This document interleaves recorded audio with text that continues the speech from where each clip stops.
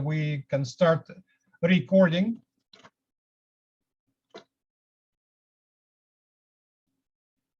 Hello once again, dear colleagues. My name is Inna Gavrilova. I'm a moderator of today's regional dialogue to discuss the progressive approaches to diagnostics and treatment of HIV in Eastern Europe and Central Asia and in Balkan countries. Thank you for your interest and your participation in today's event. If you have any questions, please write them in the chat box so that we would be able to answer and discuss the majority of questions and give answers to them. Also, we will have short slots for open discussions, but our time is rather limited. And again, ask you, first of all, write your questions in the chat box. Our support team is moderating the chat box and we will give answers as quick as possible. Organizers of today's event, Alliance for Public Health, and the team of the regional SOS project.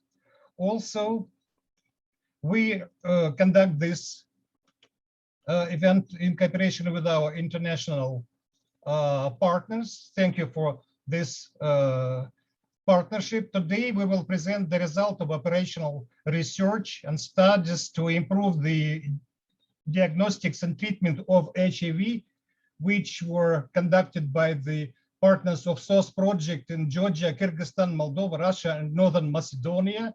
And all this was done in 2020-2021.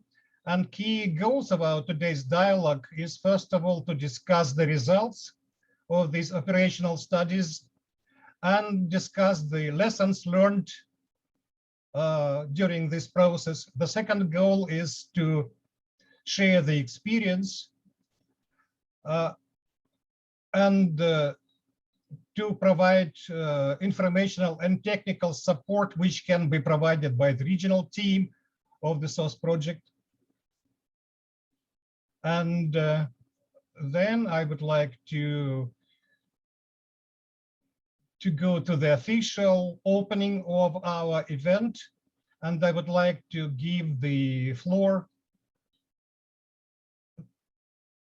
for a welcome speech to Andrei Klepikov, Executive Director of the Alliance for Public Health.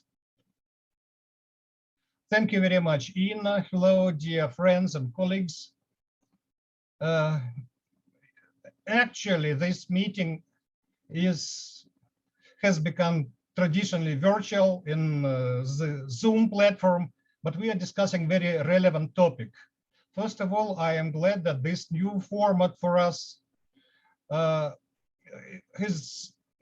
became possible in partnership between Alliance and IAS, International AIDS Society, and this workshop will be opened together with me, with Adiba Kamarul Zaman, President of IAS.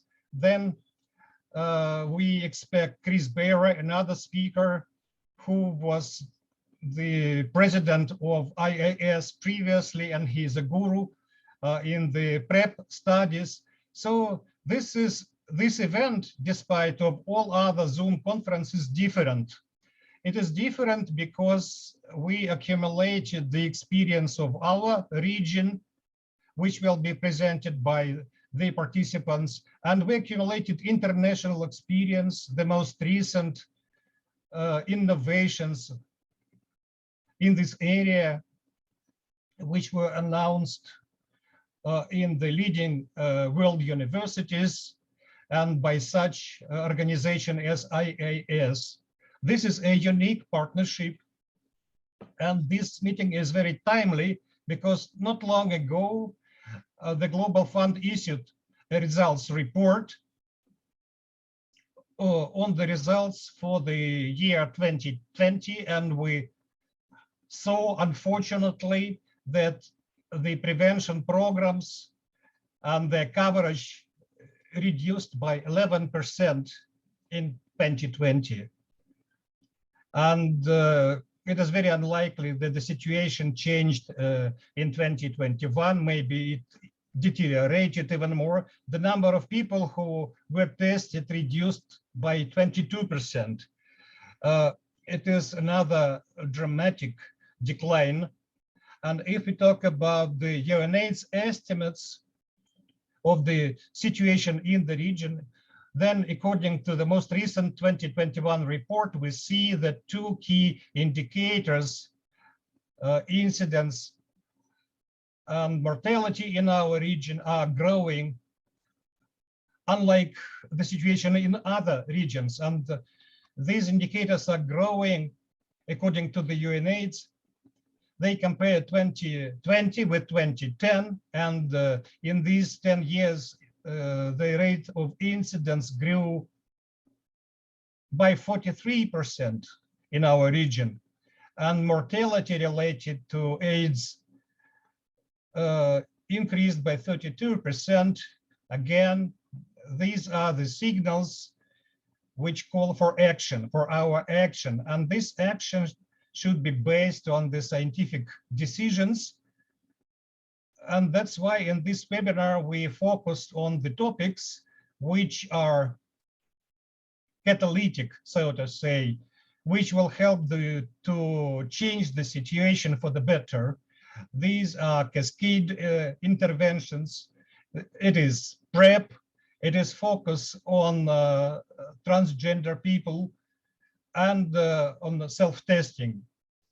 So this list is not exhaustive, but these very interventions, we are going to discuss these very interventions in our program today within this meeting, and it will allow us not only sharing the experience, but maybe to use the experience of our colleagues. And my message to all of you, please look at it as practically as possible to everything we will hear in the presentations which we hear today. And the focus of this meeting is on the implementation science. We are not discussing theory. We will discuss the approaches, the practical approaches to introduce and implement the best possible innovations. And thank you very much. I wish us all a very fruitful and interesting meeting. And I am giving the floor to Adiba for welcome speech. Thank you very much, Andrei. And now Adiba Kamarul Zaman, President of the International AIDS Society, will give us a welcome speech. Dear Ms. Adiba, you're welcome.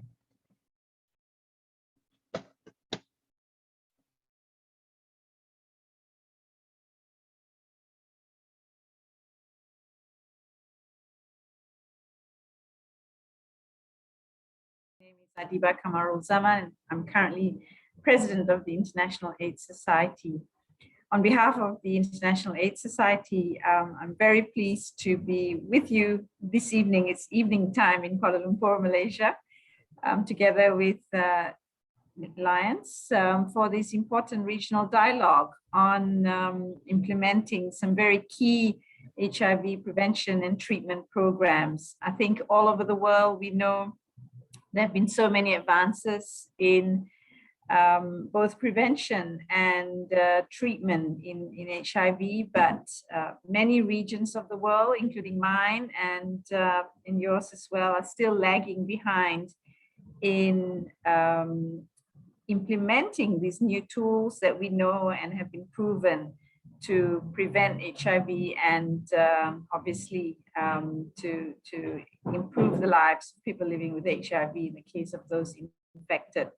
So it's really exciting to see the many projects that have been carried out and to hear later on, programs and projects ranging from self-testing to case management and how best to roll out pre-exposure prophylaxis programs, particularly for key populations. I think there are many similarities between the situation and environments that all of you live in, and and as well as in my own country, where people at risk of HIV, key populations, are very much marginalized, stigmatized, criminalized, and finding innovative programs to overcome stigma and discrimination and potential criminalization when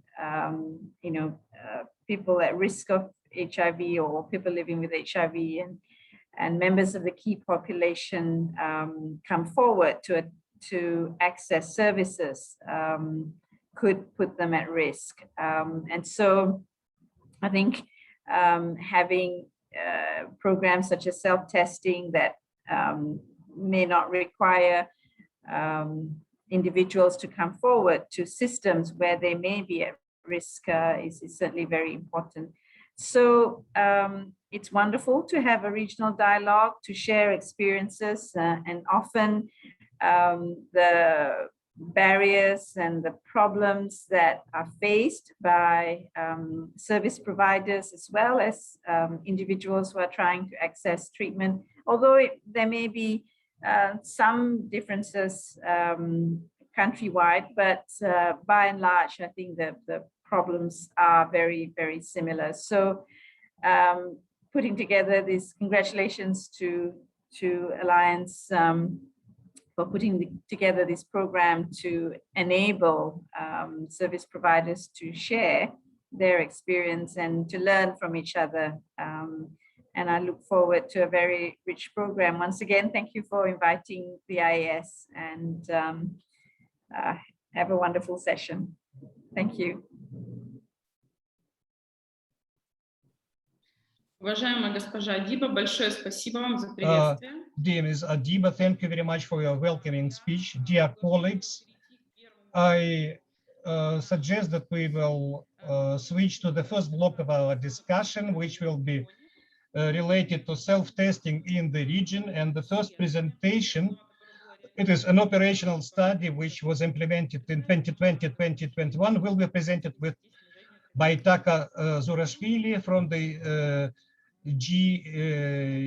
Georgian Harm Reduction Network.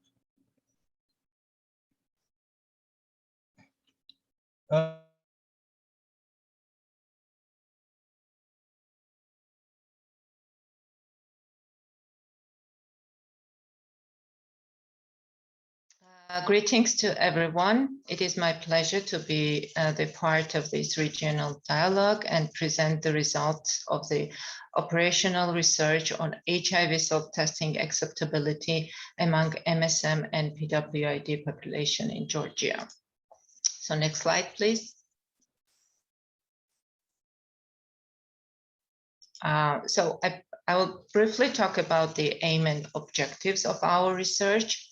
The overall aim of this study was to determine the acceptability of HIV self-testing, to improve testing uptake and linkage to care by distributing oral fluid and blood-based test kits to MSM and PWID in Georgia. The study had the following objectives: to assess the ability of key populations to understand and interpret the instructions for use of HIV self-test, to explore the reasons for using and the factors associated with using the HIV self-test, to evaluate the linkage to care among individuals who test positive, and to explore the pros and cons of HIV self-testing practice and acceptability among study participants. Next slide, please.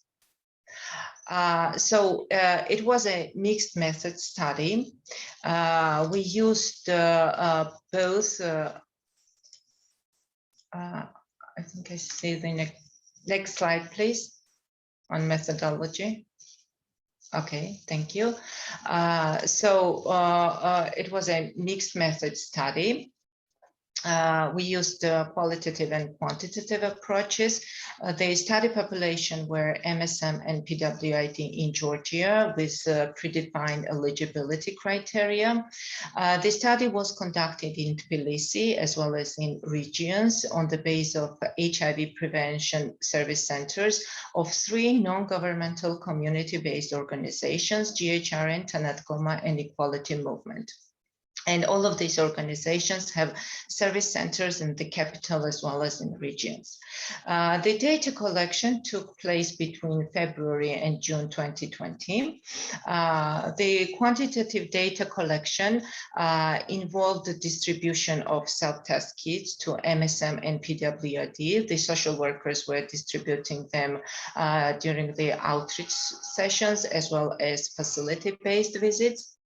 And collected the baseline information about study participants. In addition, participants were given supporting materials, including the detailed user manual, pre and post-test counseling brochures, list of service centers, and helpline number, which they could use for further information, counseling, or support. And 2 weeks later, they were contacted by phone by the social workers for a small follow-up survey to assess the acceptability, as well as linkage to care. The qualitative data was collected through in-depth interviews among the selected respondents from the pool of quantitative study participants. Next slide, please.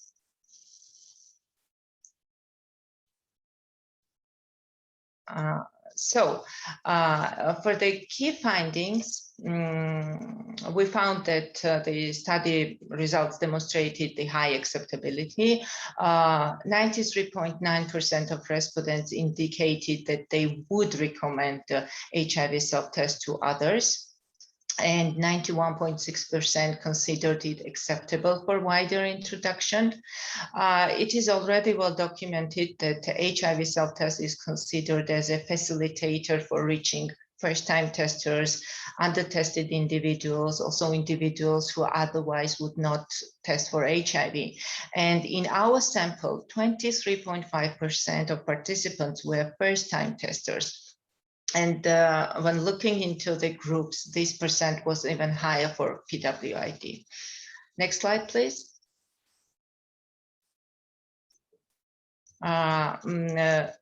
It is also well known that self-testing is preferred to facility-based testing because it's convenient, it ensures confidentiality, and especially when we touch the stigmatized population. And in our sample, according to the results, 77.7% of participants tested at home, and almost half were alone during the testing. It's also evident that across a number of studies, participants prefer oral fluid test to blood-based test, and this was also evident in our study results. Next slide, please.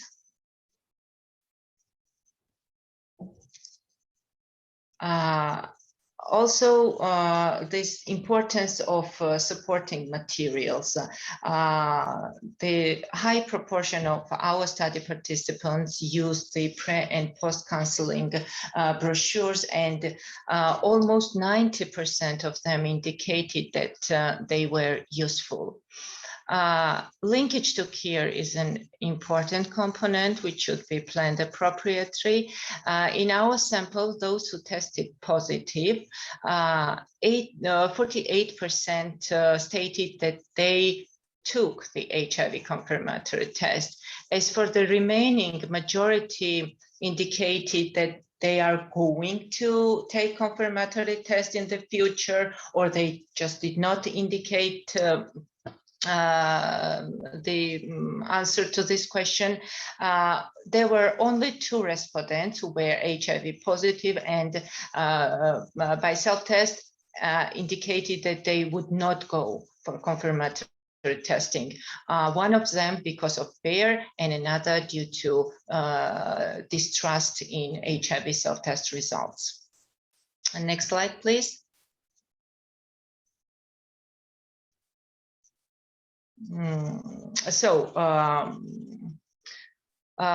Based on our findings, we developed the following recommendations. So to introduction of different models for disseminating the self-tests, we asked our study participants where would they prefer to get HIV self-test in the future. Of course, majority indicated that they would prefer to take it at the same HIV prevention centers, but some of them also indicated that they would get in the pharmacies, at the AIDS center, would order online, and etc.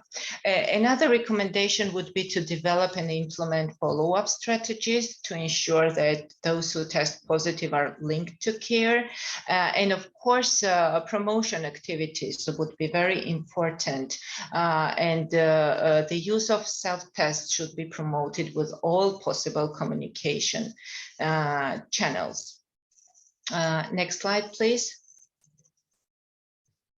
Now, I would like to talk a little bit about the follow-up and scale-up activities, which are currently undergoing in the country.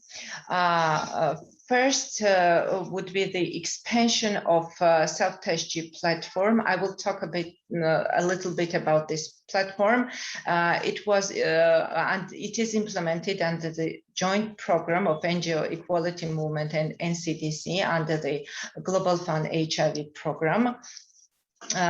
This is the website which offers its customers free and anonymous services, including the HIV prevention commodities and HIV self-test. So they can place the order online and then deliver the goods through courier service global.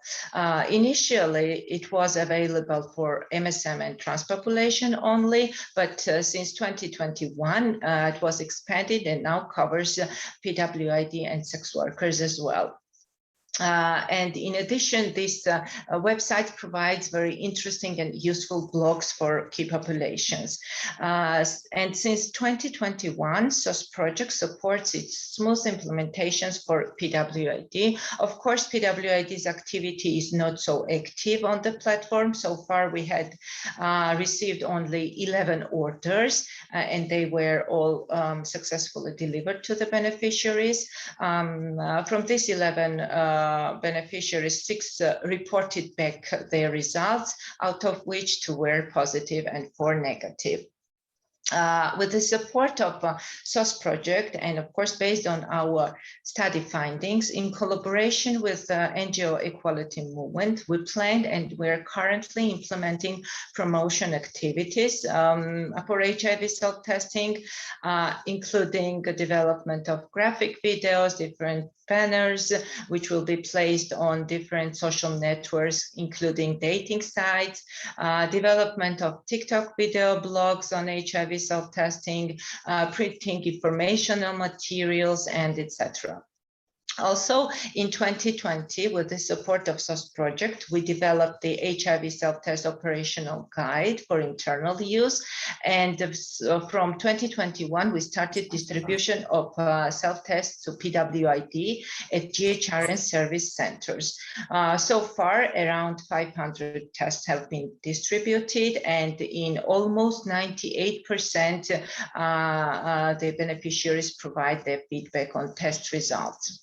And finally, since 2021, self-tests are available in Georgia through vending machines. These vending machines provide sterile injecting equipment to PWID, and self-tests are also included in the package. In total, there are 10 such machines in Tbilisi, and so far 183 tests were distributed through the machine, and in 75% beneficiaries reported their test results. Actually, this is all about our operational research results and activities on HIV self-testing in Georgia. And before I end my presentation, I would just like to say a few words of acknowledgement. First of all, thanks to Global Fund and the APH for funding and implementing this very amazing project, SOS project, that made possible this research to be conducted. And special thanks to Maria Malachova from APH for her huge contribution and continued support during all the stages of implementation of operational researches. I would like also to thank HIV self-test manufacturers, Orashua Technologies and AAZ, who kindly donated the test kits for our study. Also, I acknowledge our Georgian non-governmental and community-based organizations who were involved in data collection, and of course, our study participants who made this information available that forms this evidence on HIV self-testing in Georgia. Thank you. Большое спасибо вам, Taka.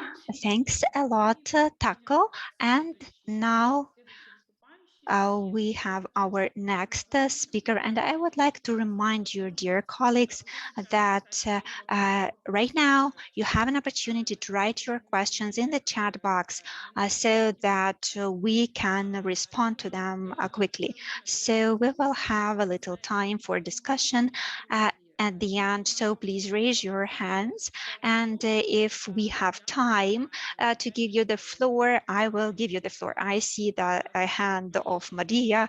Maria, you have 30 seconds. I have a short comment. I see questions which are very specific about the results of research studies. So what is the best option? Can we give the floor to Taka now, or will we leave them till the discussion time? No, we have timing. So now we have time for the second speaker. So let us follow our initial agenda. And please write most of your questions in the chat. Taco, please, could you look through the chat? And if you can answer the question, you can answer them in chat. Thanks a lot. So now we have our next speaker. This is Ekaterina Kovalchuk from Ukraine, from Alliance for Public Health. And she will tell us about innovative self-testing activities in Health Link project. So the floor is yours, Ekaterina. Hello, colleagues. I am happy to be here today and to share with you the innovations that we implemented in the Health Link project in Ukraine. They are somewhat similar to what we heard about now, and I will give a little statistics, also the data that we received. And the first activity I wanted to mention is safe boxes. The key group here is MSM. And before I start talking about the activities, I would like to say thank you to Parni Plus NGO from Russia, because they came up with this idea of safe boxes and they supported us in implementing this activity in Ukraine. So our safe box includes an oral HIV test, a box of condoms, a lubricant, a brochure briefly about important things, a social worker or NGO card, and also some nice little things. So especially we prepared a design of tattoos, which are not permanent but temporary. So this is what we include there, and also a disposal bag to make it even more confidential. So the safe boxes can be ordered at Oral Test or UAs on the website, and on the website also people can actually follow video instructions to get tested with all the steps described in detail so that the client can get tested quickly and correctly, taking into account all the nuances. And also people can assess the risks of getting infected with HIV, hepatitis, or syphilis. There is a special screening questionnaire for this purpose. And when they see a result that says that they have a high risk, so the client can talk to a social worker or see a map with the testing points. Also, it is possible to get consultation of a social worker on the website, and also when the person is watching the video. So the client is able to ask all the questions to the social worker. Also, we have vending machines, which were already mentioned before, and we prepared those vending machines to for oral tests and condoms. So our target group here is MSM and other key populations. And to get something from this vending machine, people have to go through a number of tests. They need to go to the website, safelove.org.ua, and answer a few questions. Then they will get 2 QR codes. So people then scan them in the vending machine, or they can save them on their device. And on each test, there is a special information with the telephone of a social worker. And if a client has any questions or needs support, also if a person tests positive, they are able to contact a social worker. And I want to say that in the project, we have an indicator only for distribution of oral tests. So we do not have any indicators to monitor the positive results. So we have the biggest focus on distributing the tests, but we always think how to link clients with the to care, like to social workers or health facilities for further navigation. As for vending machines, I also want to say that we have now 9 vending machines in 4 regions of Ukraine: Zaporizhia, Kherson, Donetsk, and Dnipropetrovsk region. In Donetsk and Dnipropetrovsk, it's more for MSM key population, and in Zaporizhia and Kherson also for other key populations. Also, we ordered 4 new vending machines. They will be a little bit different. Different software will be there, and there will be other options, and they will be placed in Kiev and in Kiev region, because there is a big need in the capital. So we hope to get great results in the next project here. So also I wanted to share with you the results that we got for the Safe Boxes component. So actually, those are very good results for us. First of all, we covered 35% of clients who are 30 plus years old. You know that it is a difficult group, hard to reach population. And our social workers work with them online, so they mostly find them online on the dating sites or social media. Those clients rarely come to NGOs or use prevention services. So such a tool as Safe Boxes really allowed us to find 35% of customers who ordered our boxes and who are from this key population. The largest number of orders comes from Kiev, Dnipropetrovsk regions, and for us it was also surprising that we received orders from Ivano-Frankivsk, Kharkiv, and Lviv regions. So that is also Western Ukraine, because Health Link project doesn't cover Western Ukraine. We only work in 12 regions, but as we work online, we did not just restrict ourselves to 12 regions. So when we get requests from other regions of Ukraine, we also deliver the test. So it was surprising for us that Ivano-Frankivsk and Lviv regions from the western part of Ukraine, so people are sending requests greatly from there. Including from villages and small towns.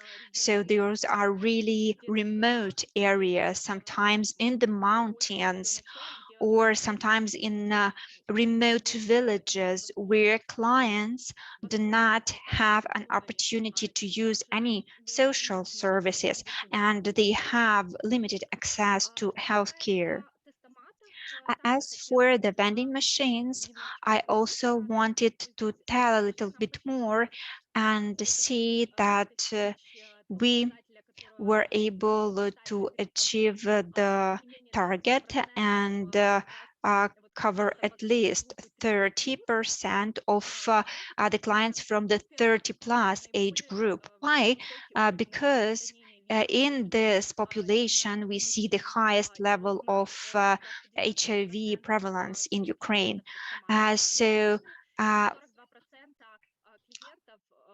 Mostly we have men using our vending machines, and 42% of all clients are from the 30+ age group. And men account for 55% of the people who use vending machines. So 29% of clients have had more than 2 partners in the past 6 months, and 70% of clients had unprotected sexual acts within the past 6 months. And we got this information through the questionnaires that people were filling in on the website. 30% of people who used the vending machines represented the LGBT community. So that is all that I wanted to say. Actually, if you have any questions, I will be happy to answer them. Katerina, thanks a lot. So dear colleagues, I would like to remind you that you can write your questions in the chat. So Katerina will be here with us and will be able to respond in the chat. So now we will have a presentation from the WHO Regional Office for Europe, from Yelena Vovk from WHO Europe, and the presentation will be about WHO perspective on self-testing and other progressive testing interventions in the region and beyond. And before the presentation of Yelena, I would like to give the floor to Nicole Sigi to start. So Nicole, over to you. Thank you very much. Thank you for leaving me the floor. I won't take very long, but I would like to give a few messages to the participants this afternoon. As you know, in the WHO European region, we have not achieved the 2020 HIV testing targets.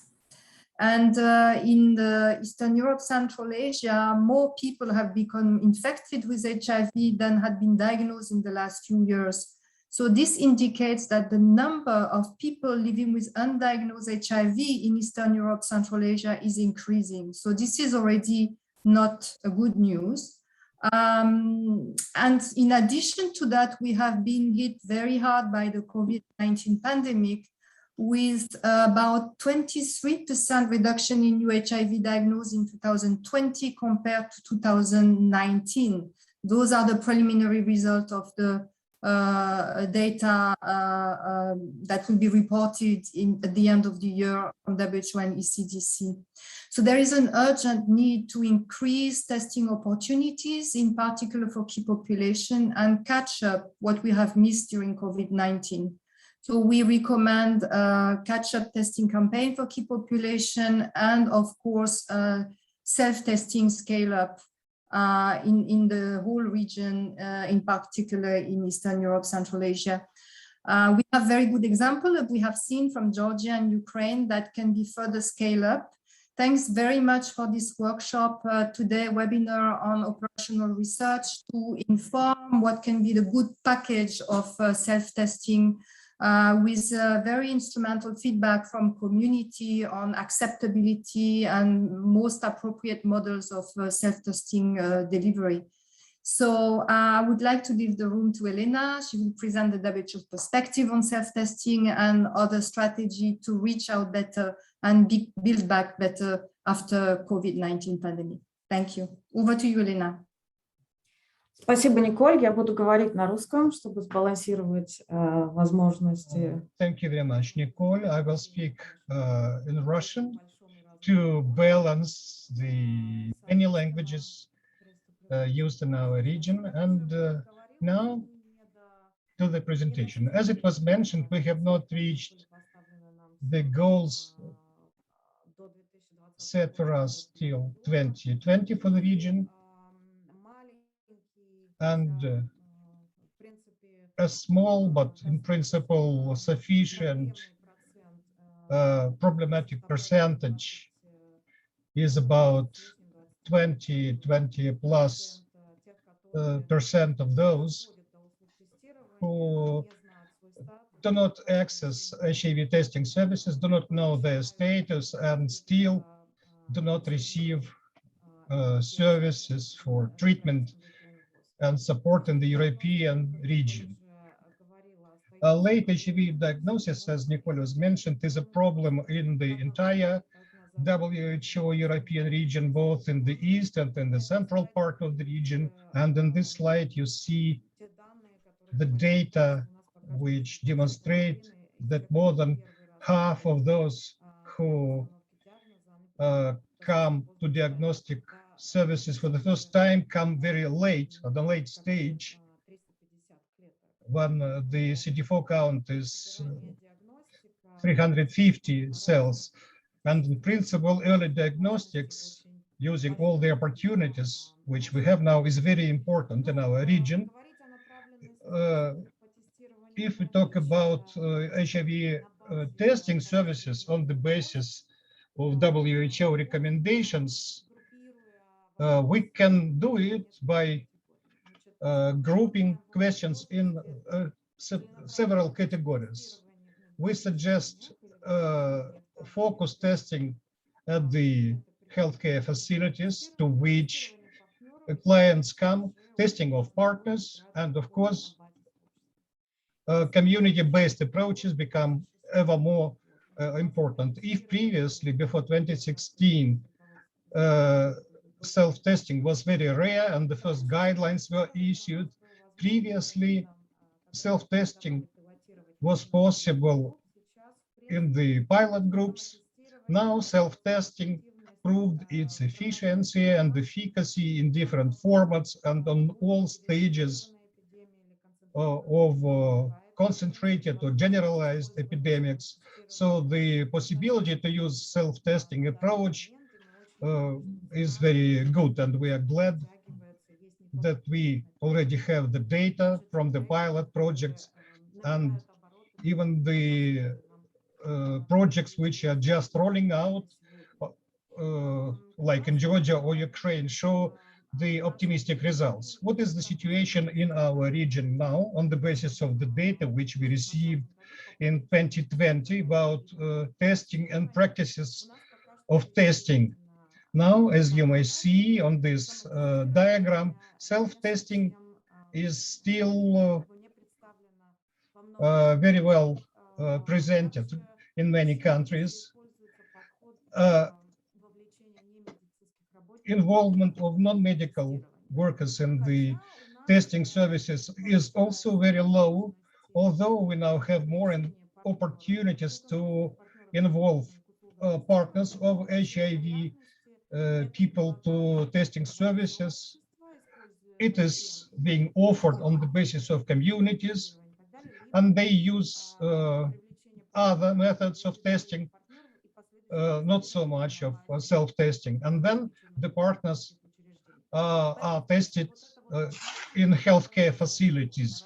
So now we have the growing opportunity in all our countries to increase the number of notification of partners and offering testing for partners. We can use this opportunity to introduce self-testing approach as soon as possible, because we have this opportunity. We see that this approach is growing.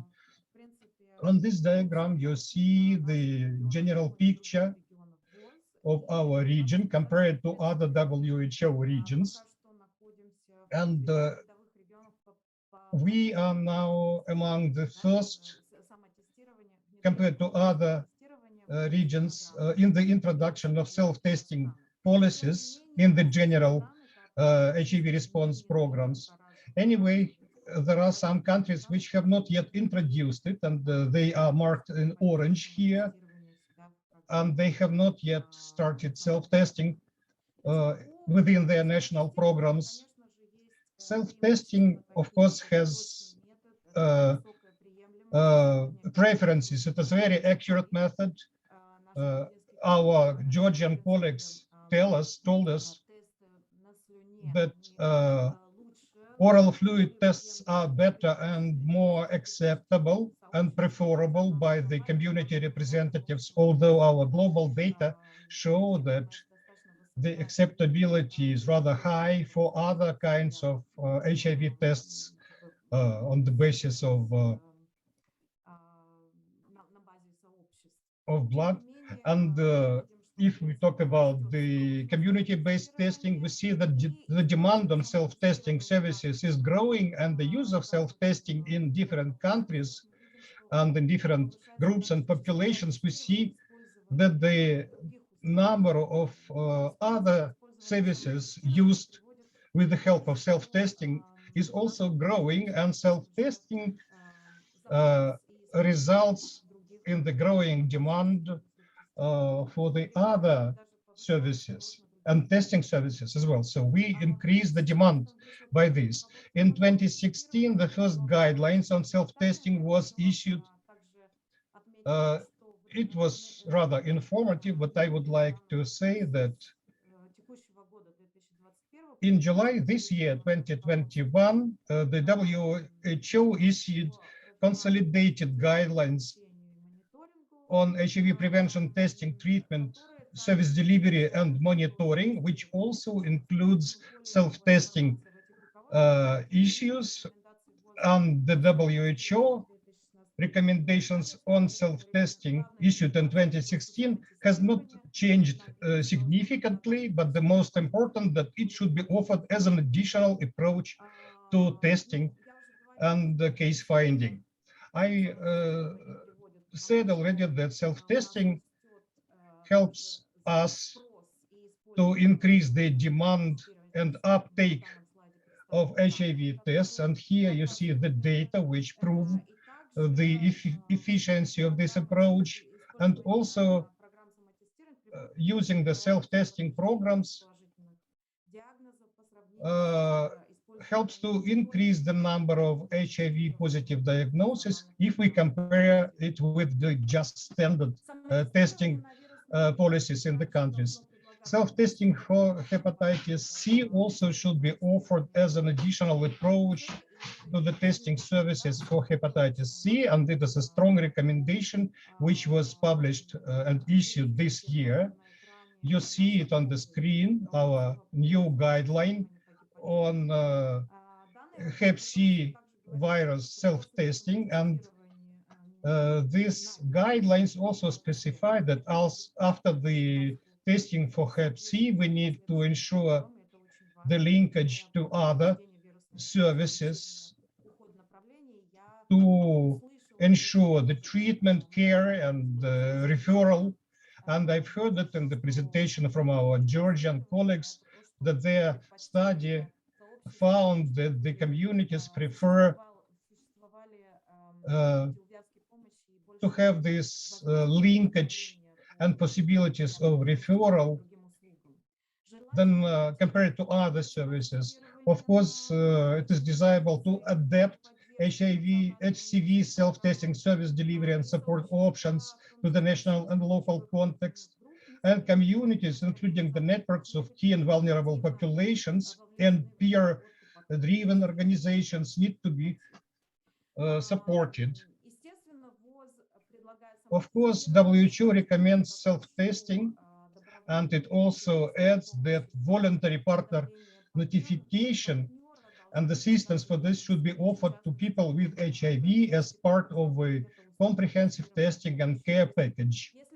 This means that if we are testing people living with HIV and identify HIV positive status, we offered to use this approach to involve their partners to testing and to increase the demand to the testing services and to increase the case finding in the communities. But self-testing, of course, has some challenges. Sorry. For instance, in our countries, we have the need to improve our possibility to control the quality of test kits, which are offered, because people can find these self-test kits online, but the quality is not always good. And in Eastern Europe, in particular, in our countries, governmental regulation is not so well organized to check the quality of tests offered on the market and which tests are used. Are they validated?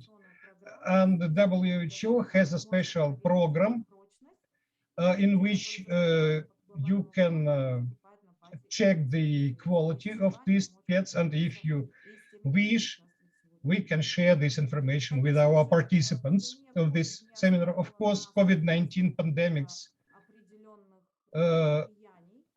influenced us significantly, and the studies, or at least the activities implemented to see what was published in the certain period of time in 2020, in the beginning and end of 2020, it showed that the community-based testing services were most affected, negatively affected, because the number of tests on the basis of communities reduced much more than in the healthcare facilities. That is why, of course, it is very important in this relation to use all our possibilities and opportunities. First of all, we need to use technologies which we already have at the moment, use and expand the self-testing practices, tests for multi-diseases at point of care, because now we have double and triple tests for syphilis, HCV, and HIV, and we need, if possible, to see how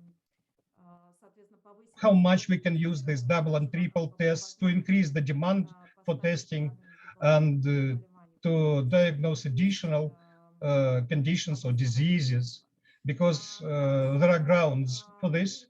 Also, we recommend, of course, to use all the existing electronic applications and social media to involve people in testing, and digital devices for testing, because it has a great potential.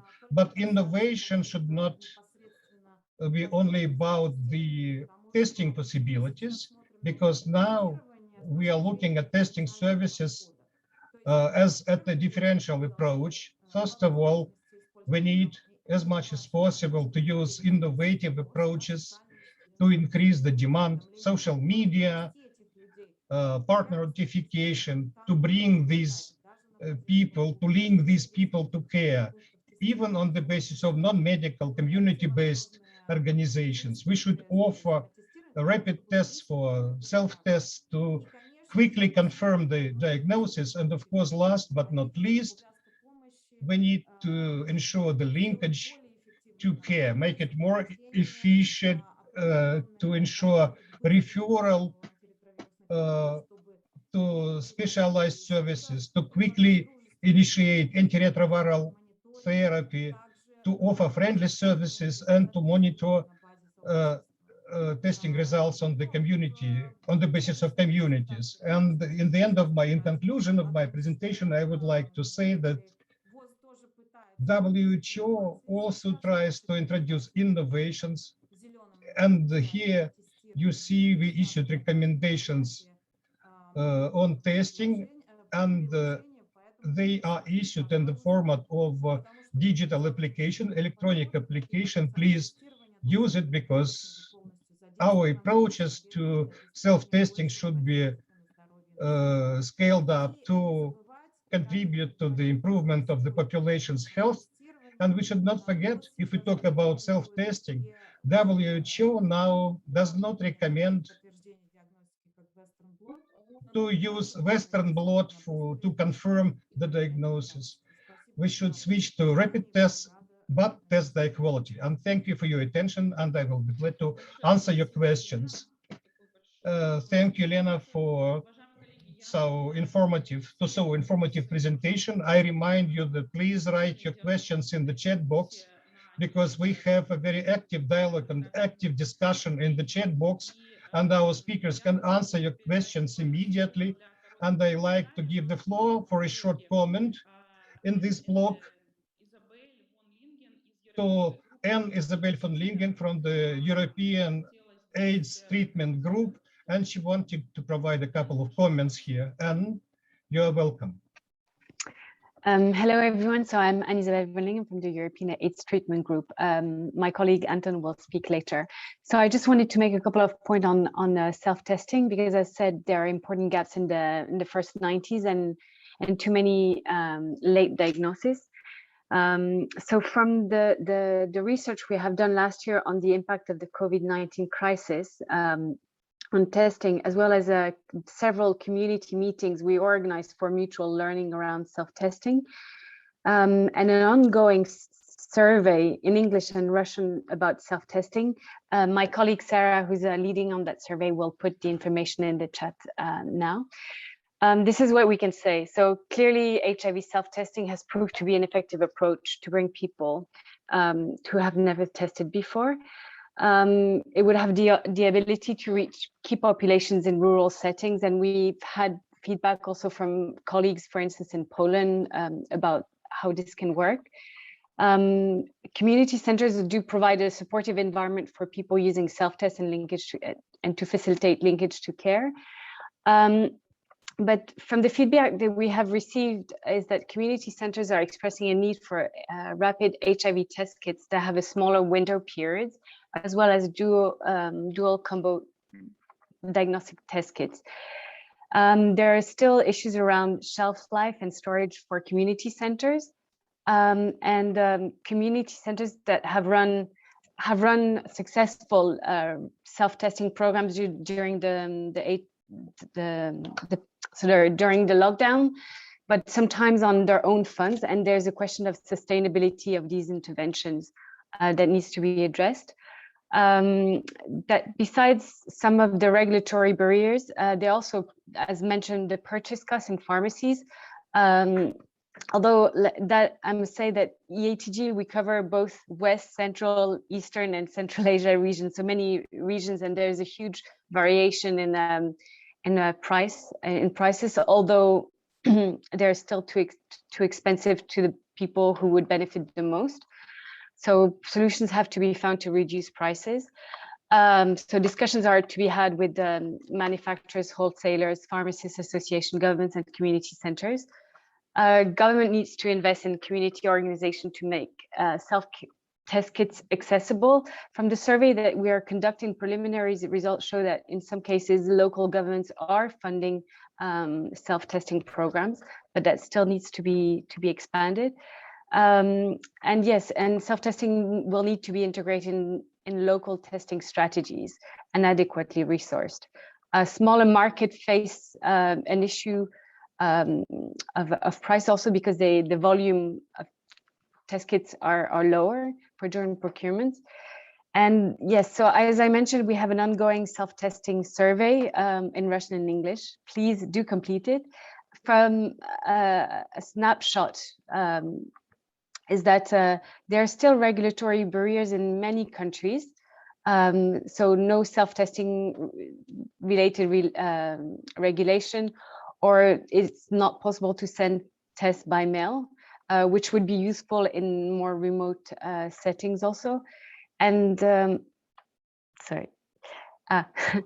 And what was interesting is that there seems to be more regulatory barriers in Eastern Europe and Central Asia, but although the data is still incomplete, but because we don't have all the countries who have replied, and there seem to be more diversity in the types of self-tests that are used in Western Europe compared to Eastern Europe and Central Asia. There was a greater use of saliva test, but maybe this is also due to regulatory barriers. But as I said, the data collection is still ongoing.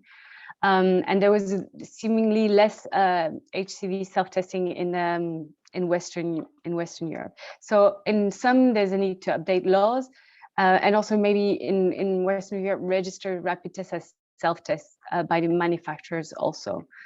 Yeah, the price issue remains a key one. Also, it was many respondents reported a lack of awareness and the need to invest in promotion, education material, and availability in NGOs. And many from the response, many reported increases and expansion of self-testing during the crisis. Although it was reported that one self-testing pilot stalled due to COVID-19 in Central Asia. So that's a pity, obviously, in the current context. And yes, the cost issue remains an important one to be addressed, and also the awareness, because from the HCV self-test, there's limited awareness on HIV self-test, but even less so for HCV self-test. So that will need to be worked on. Thank you very much for the opportunity, and looking forward to collaborate with all of you on this issue in the future. Thank you very much.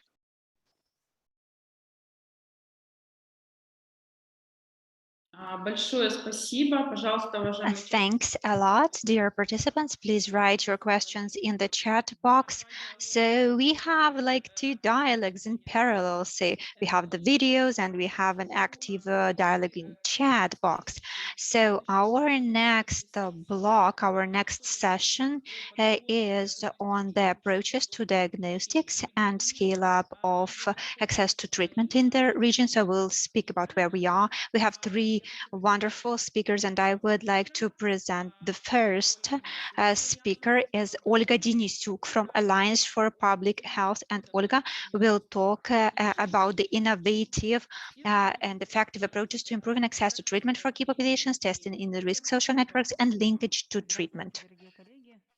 Hello, dear colleagues. Thanks a lot for this opportunity to talk at this meeting. I will have a very short presentation, and I would like to talk about the principles for building the programs to scale up access to treatment for the key populations. So I will try to share my screen now. Just a second. Can you see it? Yes, super. So once again, I would like to talk about the HIV testing and treatment cascade. So as Elena told, and I'm sure that you've seen the latest global data and the data for our region. So they always bring us back when we talk about access to treatment. They bring us back to access to testing, especially when we talk about the key populations. So today we cannot speak about access to treatment without talking low threshold testing services. Also, when we talk about the testing services, we cannot today provide them, and it will not be so effective if we provide them without linkage to care. So we have enough experience of implementing wide-scale testing programs, I think up to 2014 in Ukraine and in the region, when those programs and those services were not linked to further follow-up. And back then it was clear then that even if we make testing very accessible, if we bring it to the field, but it will not be so effective if right here in this program we will not offer good services in terms of access to care. So speaking about the services which we see as effective to reach key populations, we can speak about facility-based HIV testing services. So that's not something new for us. So those are testing in AIDS centers, in primary health care, which is available in many countries. But this service, of course, is rather high threshold, especially for key populations, which due to many reasons, including stigma, they cannot have a sufficient access to health facilities. Also, here, another option is community-based HIV testing service. So we have very good results of this approach to attract key populations. However, here we need to take into account who is the service provider.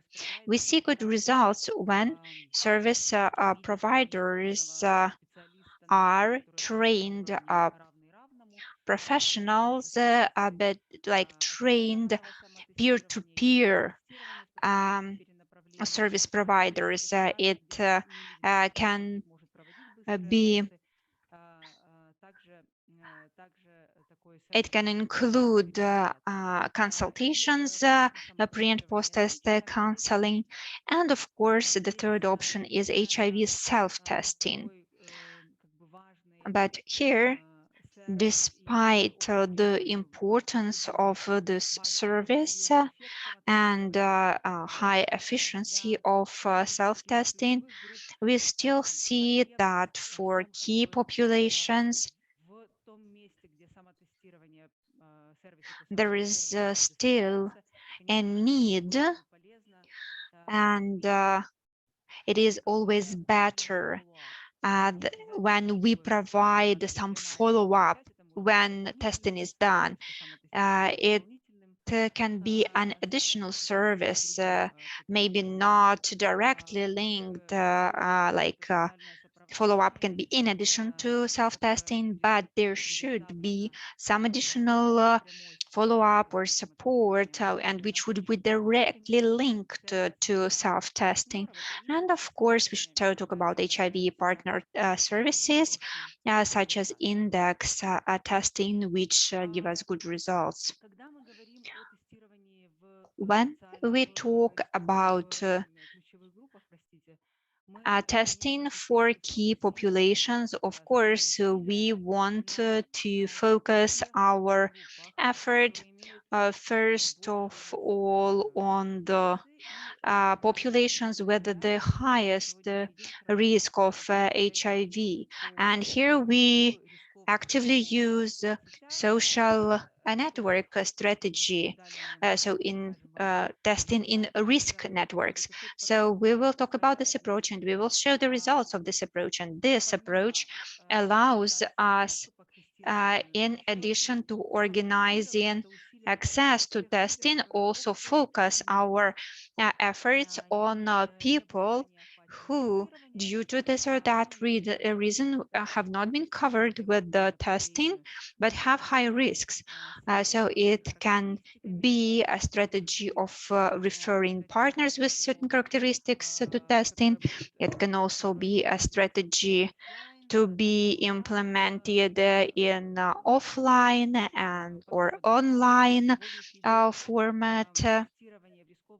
And today, the social network strategy for HIV testing also showed us good results in the with online tools, especially in the group of MSM. So those approaches can be viewed as those which will allow us not to just scale up access to treatment, but also focus on people who do not have access to treatment but have high risks.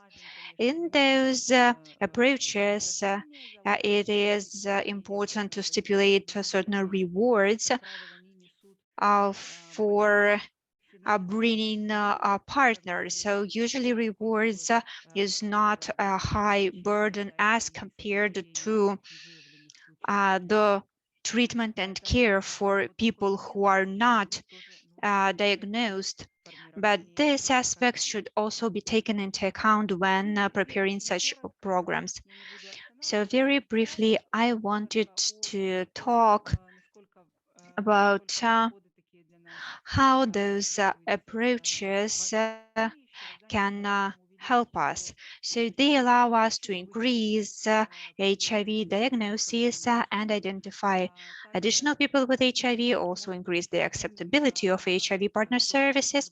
Also, such approach can be effective in terms of resources if we focus our programs on people with the highest risks of HIV.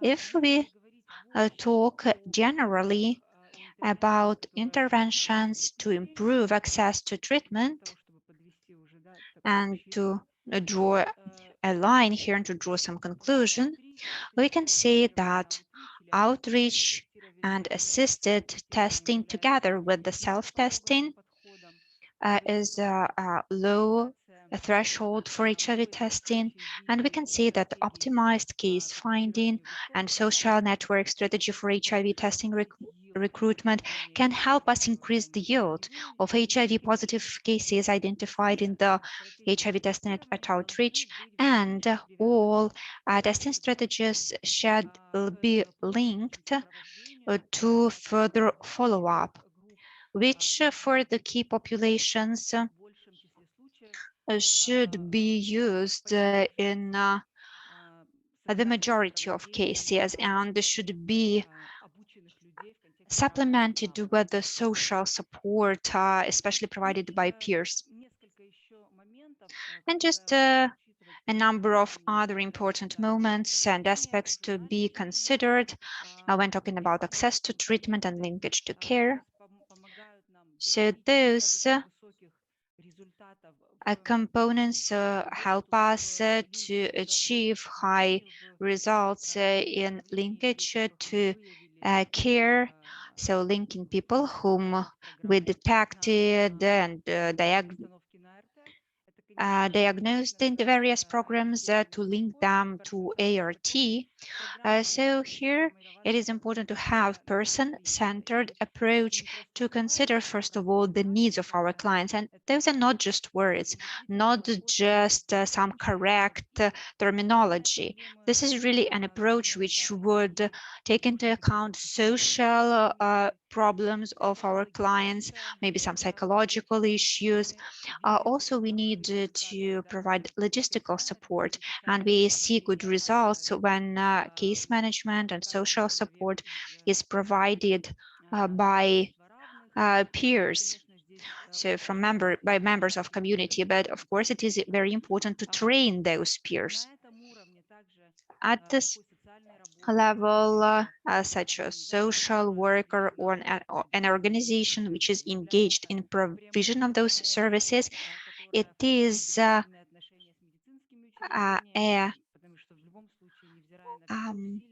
part of this chain which forms the trust relations with healthcare facilities, because still there is stigma, and we need to help clients to go through all the stages to care. And of course, when we talk about this person-centered approach, we need to include the inception for health-seeking behavior. And it is also important to consider in this program the basic needs of the person. Often we see that people who need to be prescribed with treatment, for them, it's not their basic needs, because if people do not have food, do not have clothes, so treatment wouldn't be their basic need. So we need to understand at least what services are needed. Also, we need to have incentives to support retention, such as monetary and non-monetary incentives, which would also motivate people to start treatment and to retain in treatment. And in this, it is always important for us to develop self-sustained health-seeking behavior, to understand how clients will be retained in the health system, what challenges they can experience. And we need to help people form this understanding that it is important for them to continue antiretroviral treatment. So, and we need to understand where we should stop our engagement, our support, because we cannot stay with our clients forever, but there should be a certain term, like 6 months or 12 months, when we help people to initiate treatment, continue treatment, and form this health-seeking behavior for the future. Thank you. That's all from me. Maybe I use some extra time, I'm sorry, and I will be happy to answer your questions. Thank you, Olga. Dear participants, I would like to remind you that you can write your questions in the chat box, and we will try to catch up with our agenda, with our timing. So you can write your questions to Olga in the chat box, so she will be able to answer your questions in the chat. And now I would like to give the floor to our next speaker, sociologist from the Russian Federation, Lyubov Yezhova, and she will present the results of 2 operational research studies which were implemented in 2020, 2021 in St. Petersburg and in Chelyabinsk. So the floor is yours. Thank you. And good afternoon, dear colleagues. Thank you for inviting me to take part in this very interesting dialogue. So I would like to share with you the results and the conclusions of the research studies that we had among MSM in St. Petersburg and among people who inject drugs in Chelyabinsk. So we chose those populations due to the high risks of HIV, and the study was carried out with the support of APH and with a global fund within the SOS project. So about the methodology. The methodology is based on the optimized case finding model, and the approaches which mentioned by Olga were used by us. So we had a 2-stage recruiting algorithm with the RDS sampling, so respondent-driven sampling, and with incentives. And also we had case management for HIV plus respondents for 3 months. In addition, we also assessed the level of depression. So we chose the regions with a high level of HIV infection and with a strong capacity of civil society organizations which were able to implement those activities. So here you can see the statistics for those 2 regions on the number of people living with HIV. And in the table, you can see that the indicators were achieved in both regions, and because we had just 3 months for case management, that is why some clients who tested positive, we were able to link them to care later. But some migrants, they left the country and we were not able to reach them afterwards. In St. Petersburg, we had a classic RDS model when we had 18 index cases and 984 peers.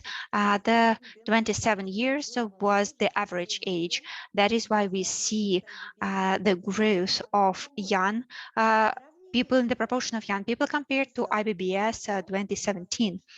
And we see that index cases were older than peers, and young people aged 18 to 34 years old are at the risk of HIV infection, which is related to the corridor of interest at this age and the high proportion of HIV positive peers, over 84%. Also, it is confirmed with the fact that 59% of respondents were single and 1/3 were married and 11% were divorced.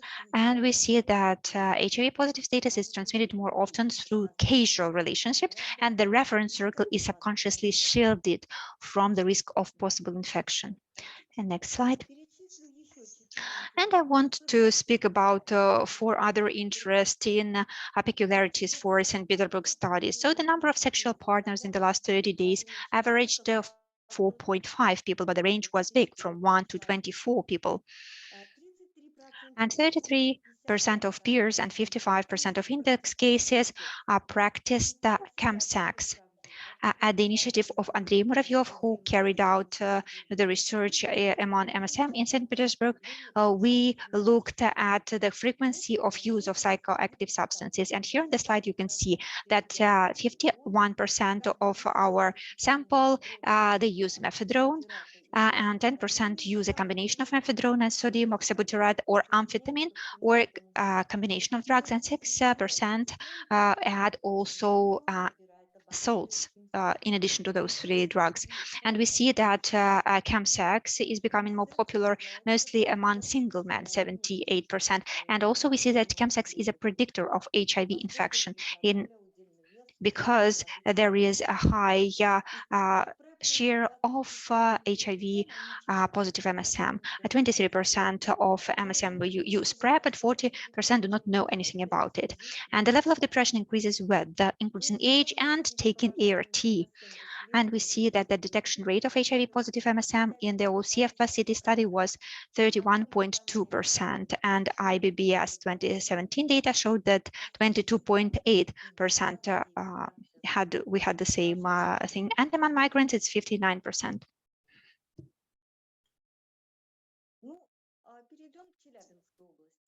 So now a few words about Chelyabinsk region. The sampling was bigger because we needed to find 300 clients. The gender composition was characteristic for Russian Federation in general. 2/3 of them are women. The average age is 33.6 years. Family status was unbalanced. 49% did not have family or lost family. The active, able-bodied age is dominating. It's a pity, but the prevalence of HIV infection is, you see here, very interesting dynamics. It begins in the age 25, 29 years, and in peers, it increases to 35, 39 years, and only in 40 years of age, it slightly decreases. Every 3rd has hepatitis C, and the analysis of breach groups demonstrates that HIV status is mostly transferred through friends, acquaintances, partners, and unlike MSM, the casual sex is rather rare. And of course, a classical transmission route is sharing, injecting equipment sharing. Here you see it on this diagram.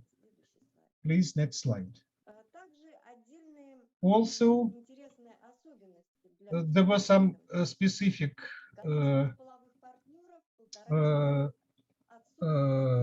characteristics for Chelyabinsk region. The average period of drug use is 9 years, men 9.4 years, women 7.6 years. But the analysis showed that the older the respondents, the longer is the period of drug use. PrEP is used by less people compared to MSM, only 18% and 32% simply do not know anything about PrEP. They were exposed to depression. Detection rate is among PWID among peers is 19.8%, women 17.7%. Unfortunately, we cannot compare it with the IBBS data because it was not conducted in Chelyabinsk region. Another interesting aspect here, which is rather interesting, it is involvement in case management. But we noticed that in the age of 25, 29 years, they easily agree to the follow-up and to enrollment in care. And we see that some resocialization processes are launched against the background of a short experience of drug use, and the desire for life is still preserved. And when PWID are ready, they are placed on a regular medical checkup and receive ART within the time frames established by the regulatory documents. So this OSF-CT study showed high efficacy in the identification of hard-to-reach groups, in identification of HIV-positive clients, thanks to the clear research procedures, staff training, use of software applications, and client motivation. And getting clients on the regular medical checkup and enrollment in care became possible through the professional case management and responsible follow-up of HIV-positive clients.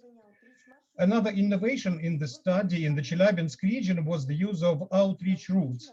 Comparison of key indicators of samples formed with and without outreach routes showed approximately similar efficiency. For the MSM category, it was noticed that the two-step rule was useful and should be revised, and some restrictions should be introduced. And the application, for instance, did not allow to receive a coupon, and the people were lost to follow up, while these people were in need of follow-up. And of course, it was important to continue screening of depression, to focus more, especially on the field stage, because a small number of clients with the severe depression levels were had to follow up and to ensure further support. And here are some conclusions. In the Russian Federation, we still see the growth of HIV infection, and you see the figures. HIV infection is spreading in the general population. Approximately 1/4 of key groups do not reach the AIDS center, even if they know their diagnosis. 2 or 3% of people are discontinuing ART, and due to COVID-19 pandemic, the amount of HIV testing decreased in 2020. The rates of testing have now been restored, but not enough testing is being done in the key populations. So this means that it is necessary to increase the volume of testing using various samples among the key populations. This task is addressed in the Russian Federation by allocating special subsidies to socially oriented organizations within the regional programs to respond to the spread of HIV infection. And after the approval of the roadmap for the implementation of the state HIV prevention strategy, these recommendations will be revised, and it is important to continue involvement of communities, and it will help us to return people to ART who discontinued it and to find the cases. And please, the next slide. And the mobile application helps to speed up the procedures and reduces the amount of technical errors. I would like to say that in Russia, a number of NGOs are already creating similar applications. So it is the procedures of OCF plus city make it possible to deploy social networks of hard-to-reach groups to conduct testing, and we can recommend this experience to NGOs. Of course, it is necessary to create a methodological manual or guidelines and a draft budget for conducting OCF plus city project in order to expand it among various interested organizations. And I would like to thank all respondents and the teams involved in this study. They are all listed here. I would like to say thanks to the specialists from Alliance with whom we worked sufficiently and successfully implemented this research. Thank you for your attention, and I'm ready to answer your questions.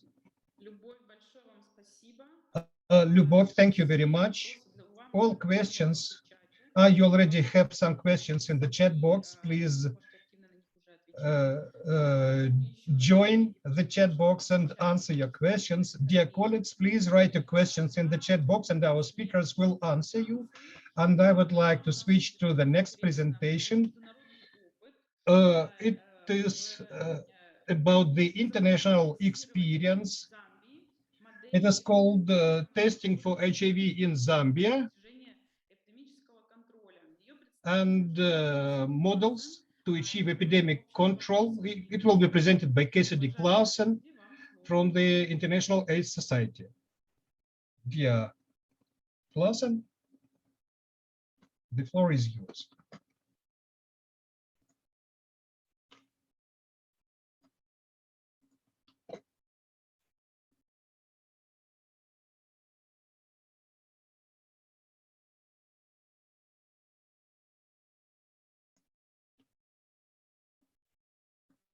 Включите микрофон.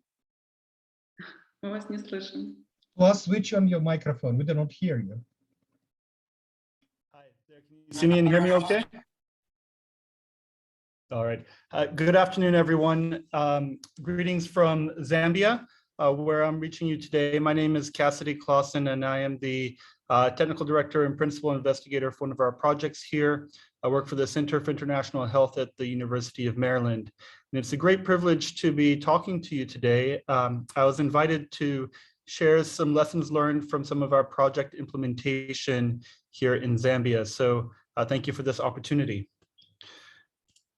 I'll be quickly review the HIV epidemic in Zambia, discuss the University of Maryland and our projects in Zambia, and then I'll discuss the approaches we've used to HIV testing, as well as future directions that we're taking.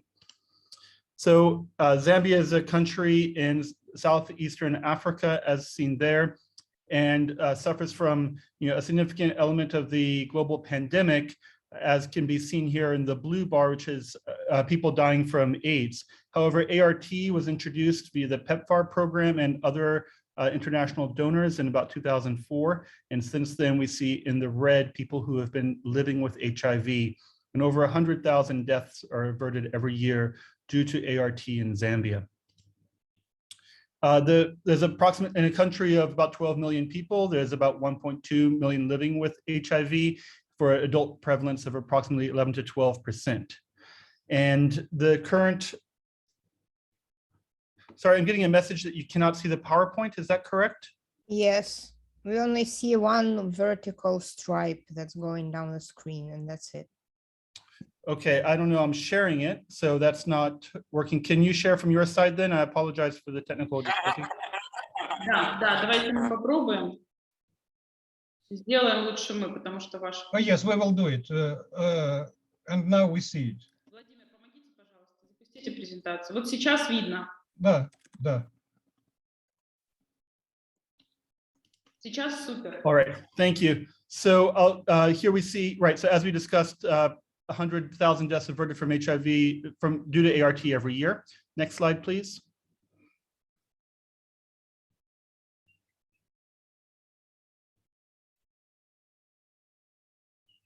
And currently, Zambia stands on the cusp of epidemic control, if we define it as 1990, with 87% of people aware of the HIV status, 89% of them linked to HIV treatment, and 75% virally suppressed. Next slide, please.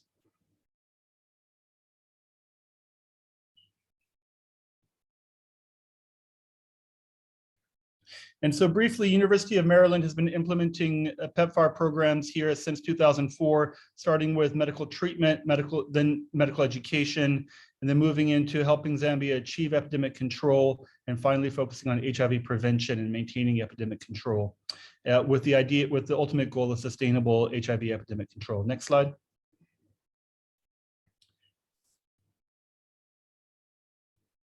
And so what I'll be talking about today is our various approaches to HIV testing in Zambia across the past decade. And really, we started with household testing, which yielded high absolute numbers overall, but a low positivity. And we moved into targeted testing, which achieved high positivity, but has proven to be resource intensive. And then finally, we'll discuss options for the last mile control with tailored approaches for each key and priority population. Next slide. So the first project I'll discuss is the Stop Mother and Child Transmission Project, which ran for 5 years in 11 districts with nearly 2,000 community health workers. Next slide. And in this project, we offered household community testing with community health workers moving from house to house and offering HIV testing services. We can go on to the next slide, please.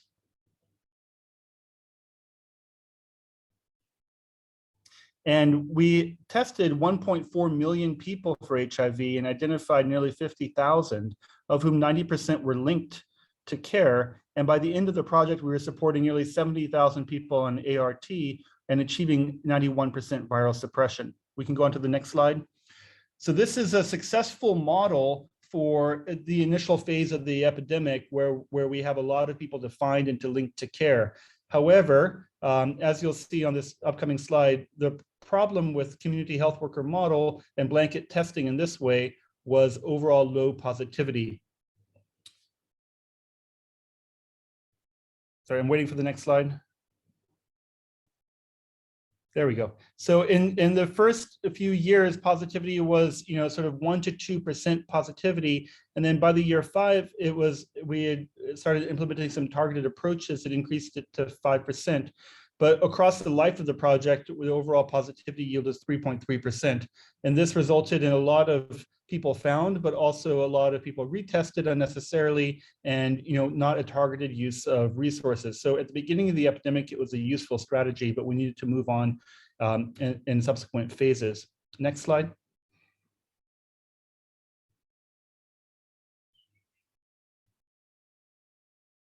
And so the Circuits project is our follow-on project, and I serve as the principal investigator for this. And we use targeted testing modalities such as index testing and tailored community approaches. Next.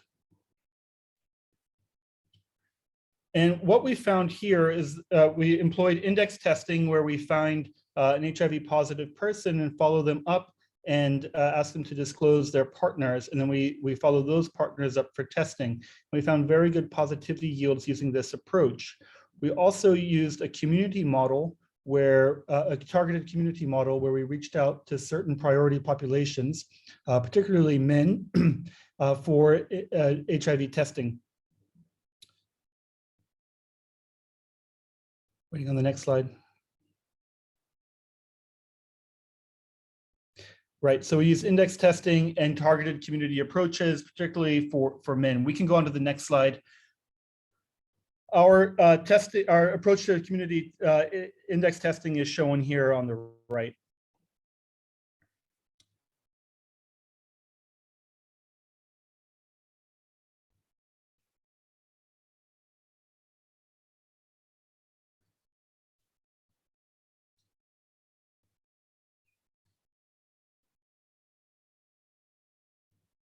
And so here, these are results we published in the Journal of International AIDS Society, and we found 45%. Our index testing was very high overall in terms of positivity yield.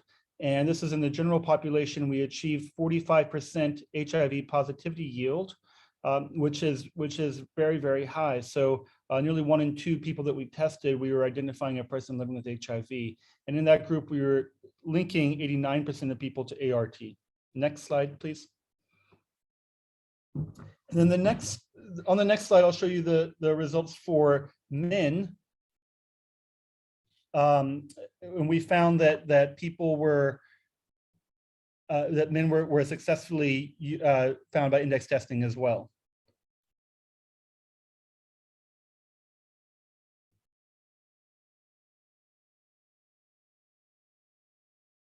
And so here we see the results, the index testing cascade for men, and we found 40% HIV positivity yield using male approaches for men. However, linkage to ART was only 88%. We can go on to the next slide.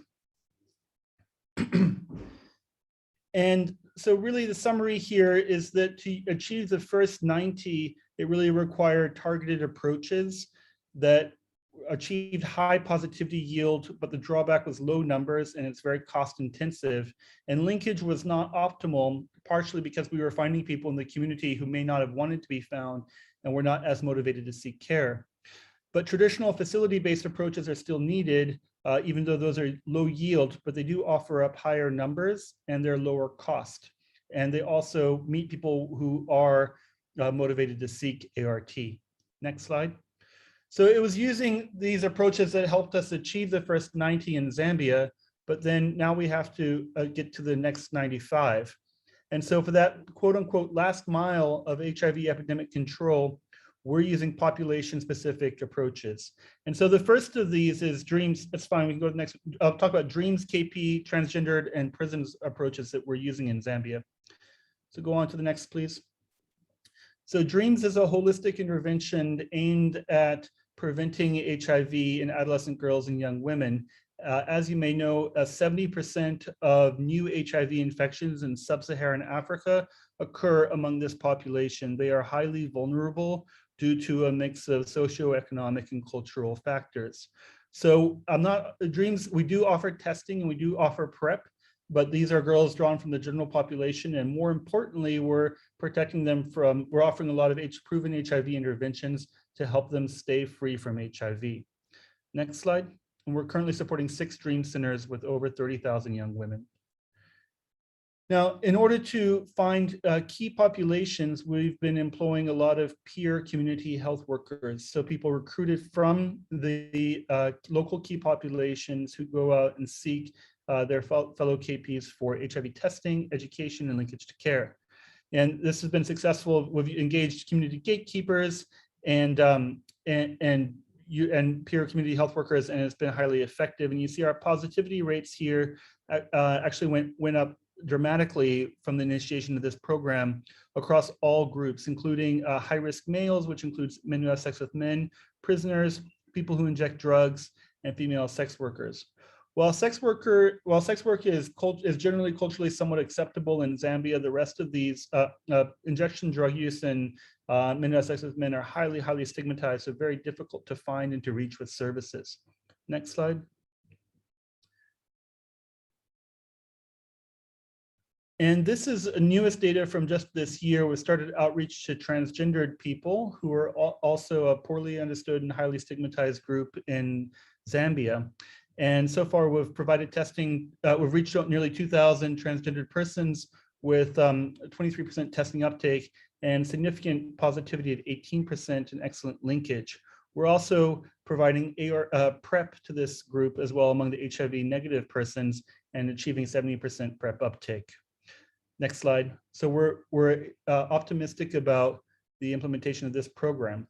In general, we've found successful program strategies for reaching key populations in Zambia by using peer community health workers, social network testing, same-day ART for immediate linkage and initiation, And what's been critical is to engage local community, civil society organizations that support the KPs and are from the KP populations themselves. So we work with them, subaward them, and try to achieve the directive of nothing for us without us. We face ongoing challenges, including non-KP friendly environments, stigma, discrimination, and the KPs tend to be highly mobile. So it's difficult to link them to an ongoing site of ART care. And health services tend to be lacking, particularly for KP specific needs. For example, transgender, there's no hormonal therapy available in Zambia, so that's an ongoing interest. Next slide.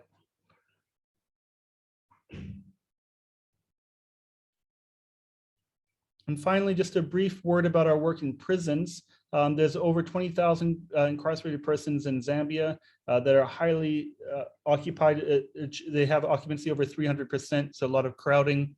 The critical key population, the prevalence is quite high. We've been working with the Zambia Correctional Services to provide HIV testing services and linkage in the prisons. Next slide, please.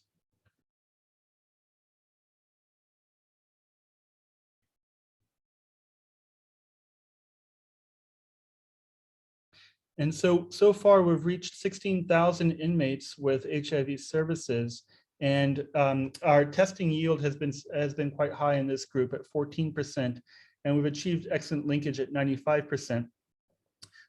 Challenges here are when people are discharged from prison, they tend not to follow up with ART care, and we have several ongoing initiatives around that.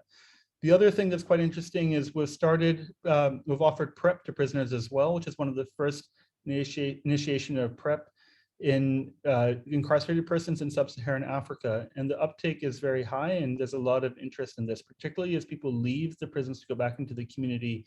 They're very interested in protecting themselves. Next slide, please.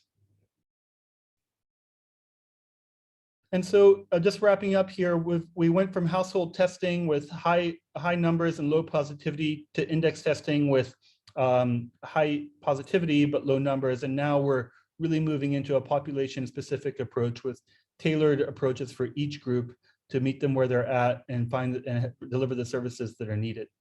Next slide. And so finally, as we seek to achieve 95 epidemic control, we see an ongoing need for HIV prevention to stem the new infections, and then initiatives around maintenance of treatment engagement to prevent loss to follow-up and mortality.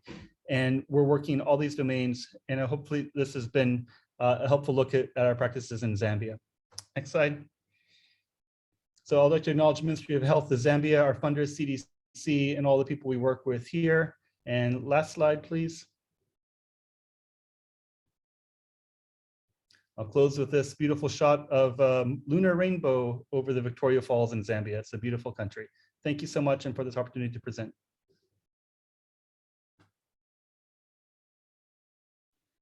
Большое вам спасибо. Thank you a lot, Mr. Clausen. Very interesting presentation. And I would like to say to all the participants that after our event, we will share all the materials and presentations and you will be able to look through them. And now I invite you to ask your questions in the chat box to continue our dialogue that we have today. And I want to say that now we go to our next session. Our next session will be on introduction of sensitized service packages for different KPs with focus on a certain population. So we'll talk about the main barriers and achievements. And for our first presentation, I would like to invite our colleagues from Kyrgyzstan, Aybar Sultan Gaziev, from Partner Network Association, who will say a word of introduction, and to present the results of operational research, we have a representative of Kyrgyz Indigo. So first, Aybar, please. Good afternoon, dear partners and colleagues. Thank you for this opportunity to present the results of our research study.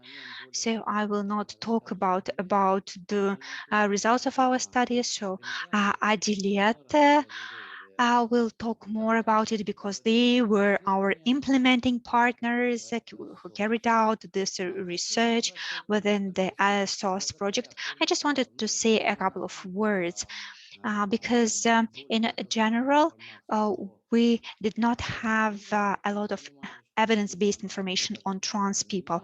We understood that the epidemic was growing in the population of trans people, that based on the results of our research study, the biggest result that we saw is that almost 1/4 of the respondents had the HIV.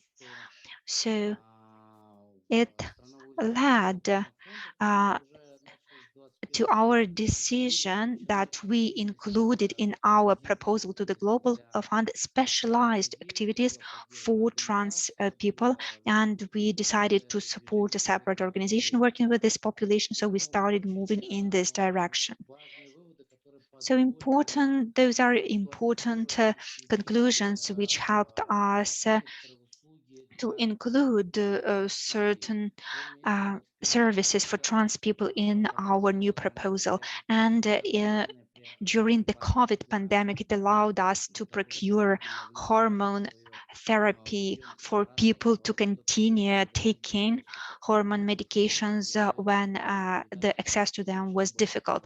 So now I would like to give the floor to Adiliat for him to tell in more detail about our research study. Thanks a lot. That's a very interesting call, and I learned already a lot of interesting information about the neighboring countries and even a country from Africa. And my name is Adiliat Alimkulov. I represent Kyrgyz Indica. This is a CSO working in Kyrgyzstan and in Central Asia.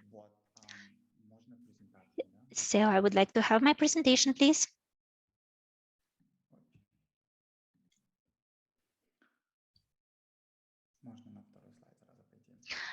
And we need the second slide. So that is the first operation study among trans people in Kyrgyzstan with the support of Partner Network Association and Alliance for Public Health based in Ukraine. So this activity was supported by the Global Fund. And the agenda of trans people is very important in Kyrgyzstan because there is a high level of transphobia and there are no targeted programs and opportunities available to trans people or organizations and initiatives working with trans people. And speaking about strategic information, on trans population. So we do not have a lot of such information, though we have prevention for trans people for about 10 years already, but no strategic information. Unfortunately, for a long period of time, CSOs and initiatives didn't have an opportunity to prepare strategic information to be used when planning or mobilizing communities to collect some more structured data. So the operation research was conducted by trans people based on the PDI model. It is a peer-driven intervention, so people were engaged from communities, and this format of work is actively used by Alliance for Public Health in Ukraine and by other public health actors worldwide. So we wanted to say a couple of things about the research. First is that it was the first study which mentioned the issues of LGBT communities, and we had an approval of the ethics committee in Kyrgyzstan. So for the first time as LGBT community, we actually verified certain things with the ethics committee related to the design of the study and the protocol. So we worked closely with this ethics committee, which is a government body, which allows us to get a more significant data. So the study covered 205 trans people, including trans women, trans men, and 3 non-binary persons. And considering that in other regions of Kyrgyzstan, unfortunately, there is no opportunity to carry out studies among trans people, so we only covered the city of Bishkek, that is the central city of Kyrgyzstan. So the age of respondents, 50% of respondents were 19 to 24 years old, 42% were 25 to 30 years old, and 8% were over 30 years old. About the occupation, the most widespread occupation was providing sex services, so that's most popular occupation for trans people, especially considering that in Kyrgyzstan, it is now difficult for people who identified with the trans community. It is hard for them to get documents in line with their gender identity, so with the relevant gender marker. So there is a situation when they express themselves as one gender and in their passport they have another gender, so that it's hard for them to find employment. So sex work for them is a popular occupation for trans women, first of all. So the next occupation is official employment. Can we go back, please? So official employment 23%, temporary unemployed for 14%, occasioning part-time jobs 10%, self-employment 9%, household work 5%, and not working for health reasons 5%. So what are the basic conclusions based on our study, which took us about 18 months? So in the study team, we had community members, who under the leadership of a trans person collected data, processed the data, and provided those data to the investigators, and were engaged at all the stages according to their capacity. Of course, in the ideal world, it would be good also to have trans people as principal investigator and members of research team, but due to low capacity of the community, we still had to have cisgender people engaged as investigators. Speaking about the conclusions, we can say that 24% of the interviewed trans people disclosed their HIV positive status, and only half of those who tested positive were registered with the AIDS centers. Slightly more than half of the respondents were taking a hormonal therapy, and M to F or F to M transition is not possible, since in Kyrgyzstan now it is not possible to change the documents with a new gender marker, because our parliament, which is called Zhogorkenesh, it introduced amendments in the law on acts of civil status, and trans people lost the right to change their gender marker based on medical reports. So now we went to the court with a lawsuit, and we're trying to change this amendment. Also, trans people refuse to go to health institutions to avoid stigma from medical workers, because Kyrgyzstan is rather a homophobic and transphobic country with a focus on the religious agenda and compliance with the traditional models of work, and any untraditional models of work, they are subject to hate and stigma. So health workers, who are the first people to work with trans people and to accompany them during the transition, because trans people, they have to get a medical certificate that they have some mental health issues, so that they can change their documents. Next slide, please. So What are our recommendations? First of all, to strengthen informational or like awareness raising and preventive work on HIV infection among trans people through the most popular social media used by trans people. Also, there is a need to strengthen work with the health institutions and the public on the rights of trans people.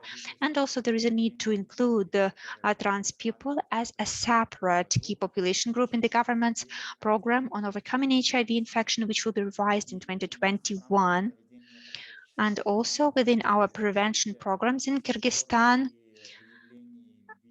still when a trans person is diagnosed with HIV, they are identified as MSM, men who have sex with the men. So one of the key recommendations of our research study is that there is a need to register HIV positive trans people under a separate code from MSM, so to register them separately.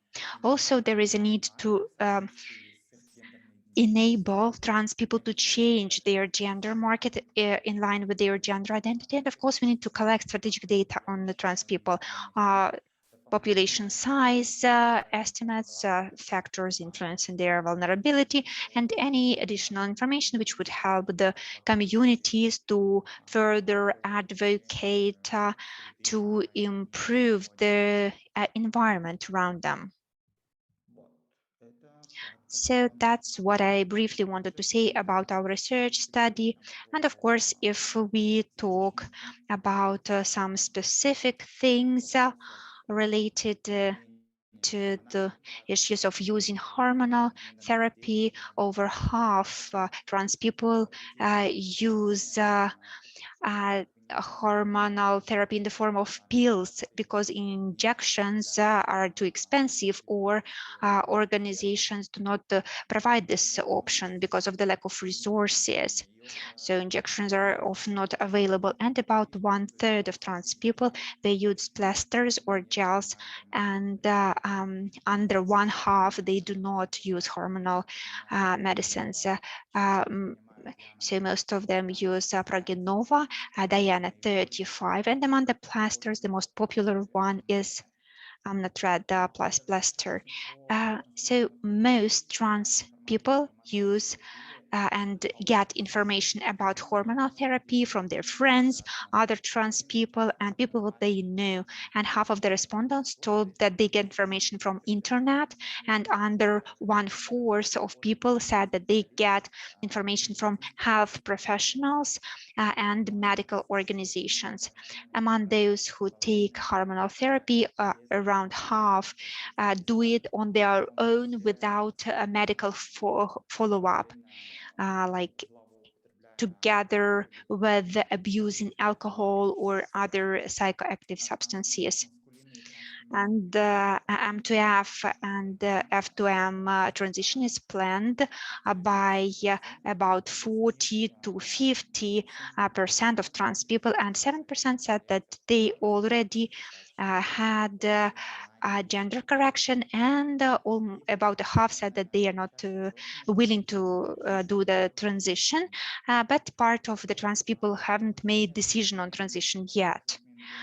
And getting a conclusion of medical commission on gender correction is planned. So 1/3 of people plan to have a decision of such commission to change their gender, and others haven't made this decision. So more than half of trans people said that their source of information in the context of transition is internet, and only 9% were getting information from health professionals, which shows low level of trust of trans people to health professionals in Kyrgyzstan. So that's all in principle. Thank you very much, Adilet. Again, if you have questions to Adilet, please write them in the chat box. And now we switch to another presentation. Maka Gogia will talk, our colleague from the Georgian Harm Reduction Network in Georgia, and she will tell us about the results of operational study on involvement of new clients.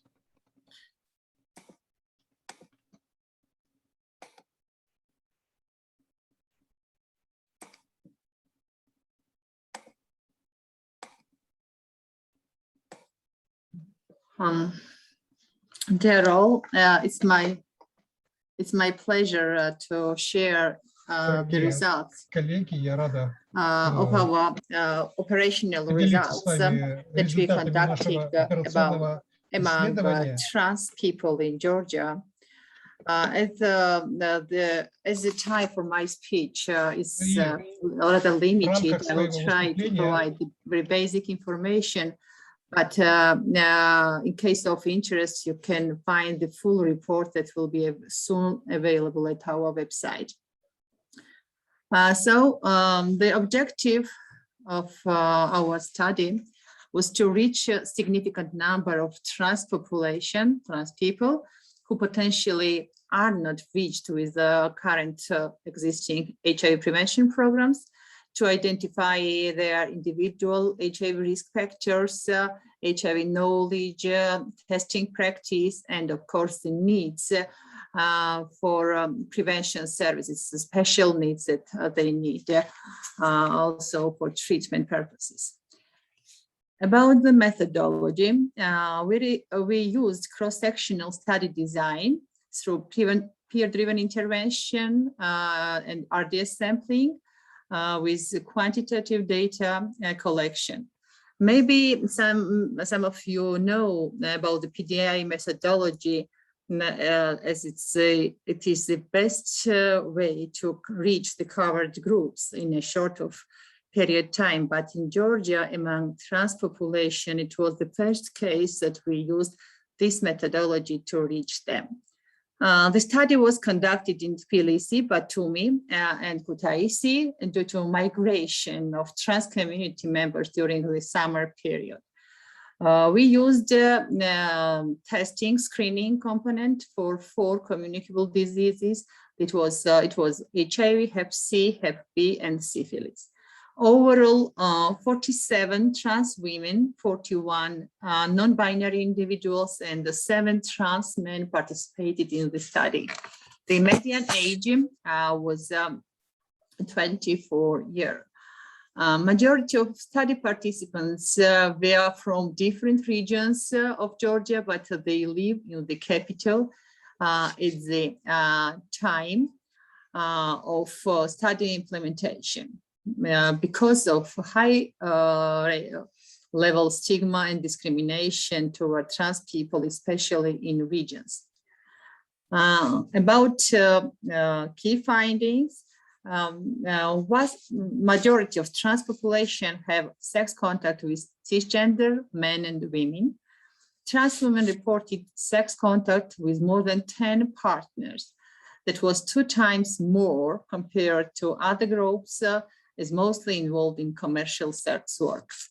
Non-binary individuals commonly have random partners during the last sex, and the majority of respondents used condoms during their last sex intercourse, mostly with regular partners. About half of study participants were engaged in a group sex. It was very significant to find out. 2/3 of respondents did not know about their HIV status of the persons who were participating in the group sex work. Almost all respondents reported about using new condom every time they change their partner during the group sex.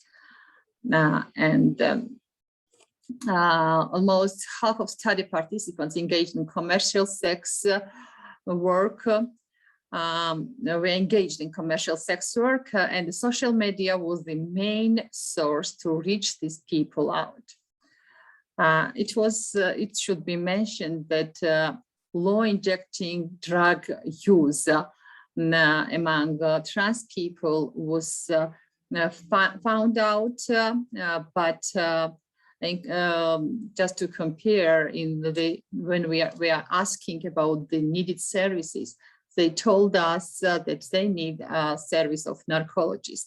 That's why we consider that these people, because of strict drug policy in the country, are afraid to tell us about their drug use history, and only 7% of participants declared using injecting drugs.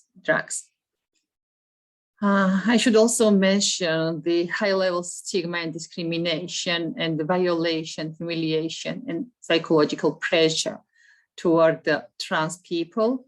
In the country, Georgia is very popular in these terms regarding trans people and LGBT society in common. It was also found out that trans women engaged in commercial sex, more common injury, physical pain, including rape and attempted rape, was declared. And 2/3 of respondents have accurate information of the risk of HIV transmission. And like this was interesting to find out, and you can see on the graph their answers and percentage of knowledge, of having special knowledge on HIV. We also were interested to ask them what was the most desirable service for them, and here is the list trans people want from decision makers to take into consideration and provide special services for them. And this is testing on HIV, consultation of endocrinologists, psychologists, and psychiatrists, consultations, participation in psychological assistance groups that we have already within SOS projects, sexologist consultation, violence prevention, also needle and syringe exchange program, and lower consultations as well. It's very interesting to see that awareness of PrEP, the slide is not moving, I don't know why. The prevalence, I will share once again, maybe it will work at this time.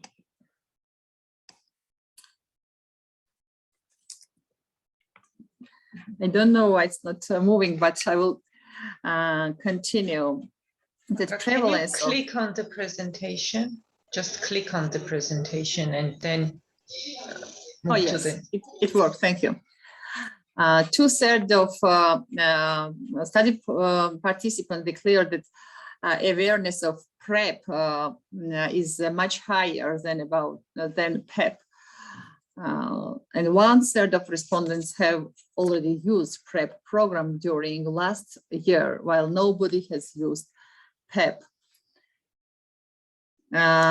Key findings regarding prevalence of infections. You can see how the high rate of HIV prevalence among trans people, it's more than 23%. Hep C is 9%, syphilis was low, but 8% is also significant, and hepatitis B was lower. High proportion of HIV positive trans women compared to non-binary people was defined. And 4 times more HIV positive cases in the group of commercial sex workers in comparison to those not involved in sex business. Now about the key recommendations that we elaborated based on the study findings. The trans community should be considered as a separate group, risk group within HIV programs. Currently, they are receiving HIV prevention packages at MSM service programs. They also need specific communication interventions to increase HIV prevention treatment and care coverage. There is an urgent need to develop activities to reduce stigma and discrimination against the trans population, but against LGBT community in total. To provide prevention services for trans population at community organizations, offices, at their meeting points, or online consultations that should be developed. And the work to develop an effective drug policy that I mentioned, that they are afraid to tell us about their drug consumption history, and specific medical assistance is urgently needed for them to receive them. Key recommendations also include to use online communication opportunities for reaching and engaging trans community members into prevention care programs, increase coverage of those trans populations that are involved in commercial sex work, and engage them in existing HIV prevention services. Now, there should be done additional efforts to increase awareness of trans population on PrEP, and also to support adherence of trans community at PrEP programs to reduce HIV acquisition and increase protection. And the last slide about the follow-up and scale-up activities. Recently, the group has elaborated the plan and the request to the Global Fund team that trans community should be considered, and it's already considered that as a separate group within HIV programs in the next Global Fund proposal that will start from 2023. Based on the study results, we supported a community organization, TEMIDA, with psychologist consultations. And besides the TEMIDA, they also trans organization TEMIDA are engaged in a REACT platform to monitor the violation cases and react on it. Now, also, we are engaged in the working group to develop the national advocacy strategy for trans population in Georgia. And during the next months, we plan to develop HIV prevention standards for trans population. That was all. Thank you for your attention. And in case of questions, please give them in chat. Thank you. Мака, большое вам спасибо за вашу... Maka, thank you very much for your presentation. It was very interesting. Thank you that you reminded participants to write questions in the chat box. And I would like to switch to another session. It will be related to PrEP issues. And it is already clear that in our countries, for the sake of implementation of prevention programs, we need to expand and scale up PrEP programs.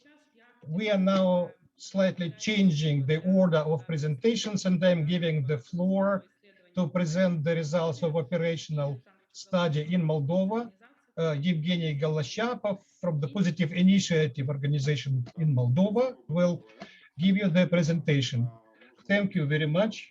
Please share my presentation on the screen.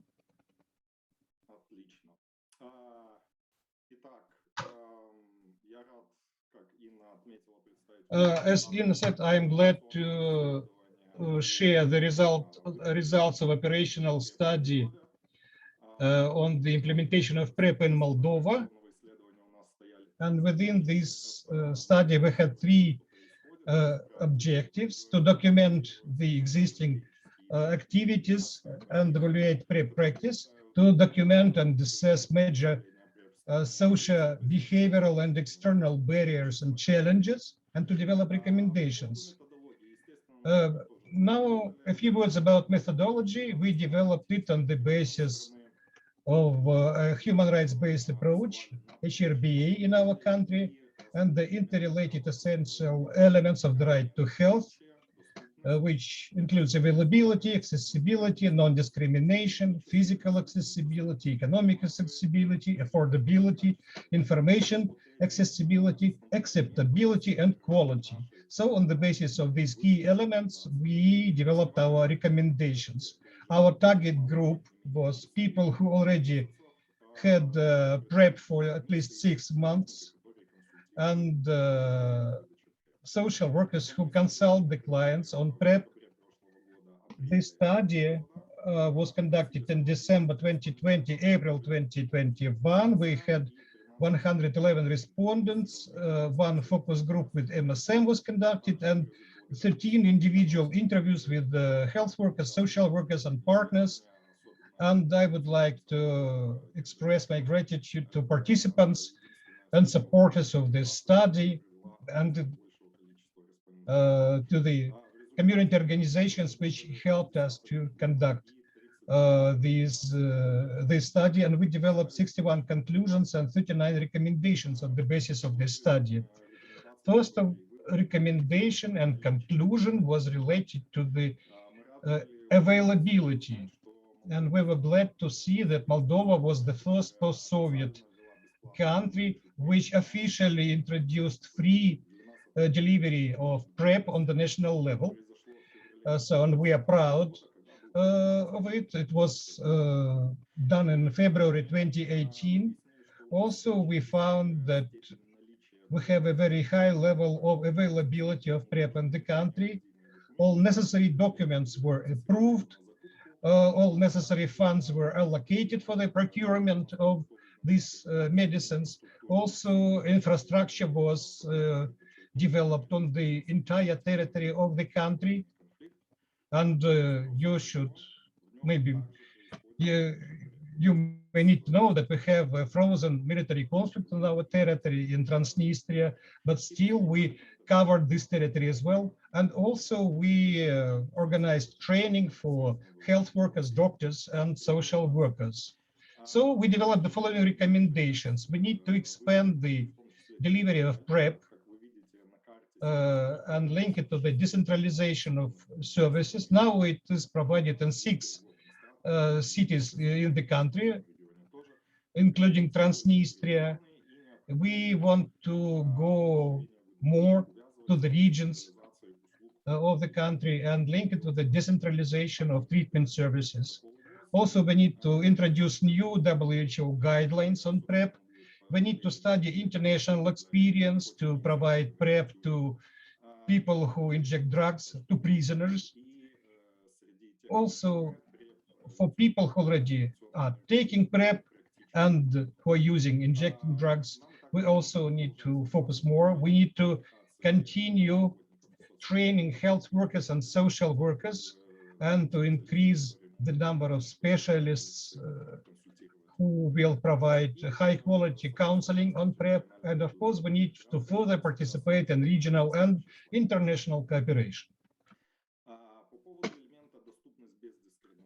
As for the non-discrimination component, we think that we had a right strategy for positioning PrEP, and we say that PrEP is for everyone at risk of HIV infection, regardless of gender or belonging to key populations. And also, as opposed to other countries, PrEP in Moldova is given not only to men, but also to women. Also, we see that PrEP counseling takes place in a friendly and non-discriminatory manner, both in treatment facilities and in community organizations. However, there are still some fears and self-stigma association to do with the taking PrEP. And we see those things in every 5th respondent. So our recommendations, as I said, we need to further provide the PrEP training to all health staff, especially nursing staff, which is involved in interactions with the beneficiaries. So maybe nurses are not involved in delivering PrEP, but they still face them. And we had some negative reactions from the nurses, and we need to work with them. So also fears and self-stigma can be overcome in 2 ways. At the individual level, when doctors and social workers work with beneficiaries taking or planning to take PrEP, and on a systematic level, Developing, first of all, a culture of HIV prevention, in particular through information campaign about PrEP and through positioning PrEP as a prevention strategy, not exclusively for MSM or men, but for everyone at least a risk of infection, including women and heterosexual people. So the next element is physical accessibility. So our conclusions are as follows. Beneficiaries are willing to travel to larger cities to receive PrEP, so distance is usually not a problem. And even if they have to pay for travel, it is also not a problem usually. It is related to acceptability also, because if they go to larger cities, people can receive PrEP confidentially and can get some other services, avoiding disclosure of like any information about their personal life or PrEP use. During the COVID-19 pandemic, which is still ongoing, home delivery of PrEP by the joint efforts of the medical system and NGOs allowed to ensure the continuity of PrEP. And there is also one issue related to the fact that the schedule of work of infectious disease workers, they often overlap with respondents' work schedule, which is a problem. And our recommendations are as follows. We need to continue home delivery of PrEP at least until the end of pandemic. Maybe we can also try to introduce more flexible hours for infectious disease workers. Maybe they can work on Saturdays. And we also can involve sexual and reproductive health organizations in the delivery of PrEP. So maybe those are not traditional organizations engaged in PrEP, but maybe some youth organizations, for example. As for the economic accessibility, here we do not have so many conclusions, just two of them. So first of all, we focus on time and efforts needed to access PrEP, and we see that PrEP is usually prescribed rather quickly. Usually it takes like 1 day at the hospital, and if people go to NGOs, the process can take 1 to 6 days, depending on the schedule of infectious disease doctors work with such NGO. And there is high affordability because PrEP is provided free of charge. As for the recommendations, we had some concerns about the transition from donor to domestic funding, which is occurring in this year, in 2021. We were afraid that some elements of PrEP can first become more expensive, so people will have to cover some fees themselves, and also we were afraid that we will lose some PrEP users because money will be provided by the government. And we say that it is necessary to keep universal coverage for free provision of PrEP, also for stateless persons, foreigners, people living on the left side of the Dniester, refugees, etc. But so far everything is fine, and the process is going on like properly, so it's fine. As for information accessibility, this is probably one of the biggest issues because in early 2018, when PrEP became available, there was no information about PrEP being available in Moldova. So people didn't know that it was in Moldova, that they could get it free of charge. And it was the key issue why people did not seek PrEP. And only when NGOs were engaged in advocacy and awareness raising,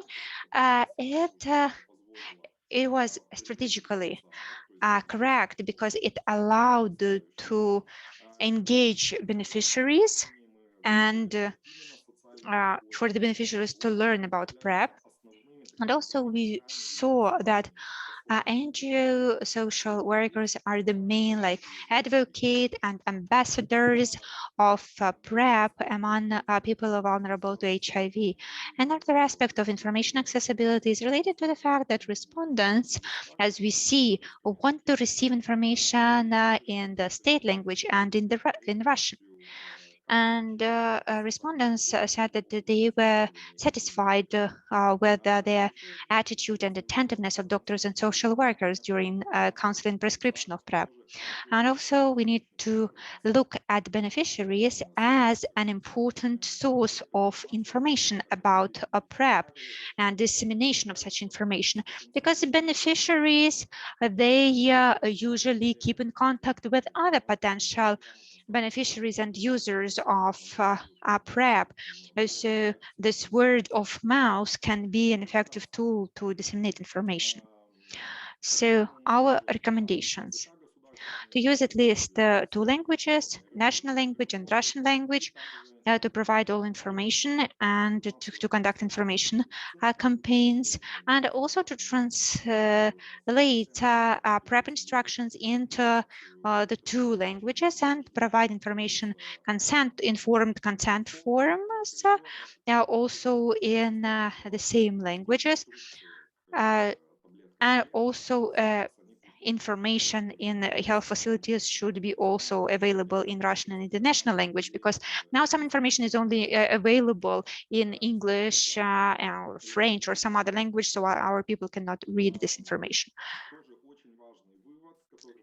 As for the acceptability, an important conclusion is that it is important to have the right location for PrEP provision, and beneficiaries should have trust to the location and to service providers also. So in our country, we prepared a 3-party mechanism of a prescription of PrEP.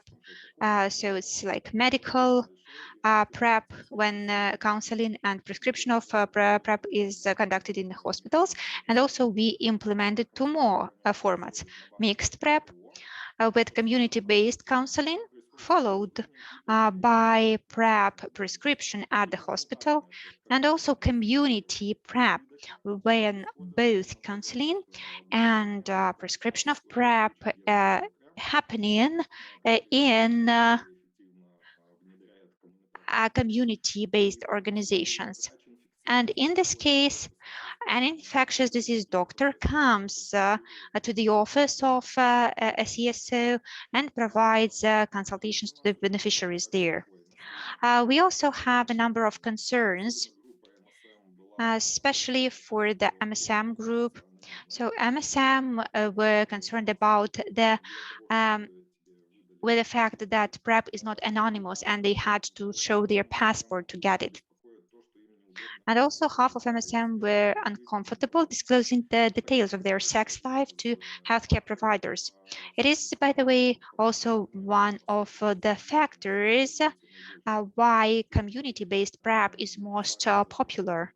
And beneficiaries from this particular population, they are more comfortable talking to peer counselors and outreach workers in the CSOs and community-based organizations. Also, we saw that when people start to use community-based PrEP, it decreases the interaction of respondents with the physicians, which increases interactions of respondents with social workers. Because the doctor only prescribed PrEP in person, but further consultations of doctors were provided by telephone or in online format. So that is quite important that the social workers have such a big role, which is will likely increase.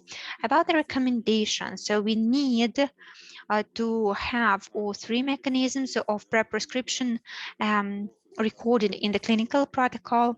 Also, we need to review the list of questions and issues and remove or reword some questions which are too intimate to make it more comfortable for people to communicate with the health personnel.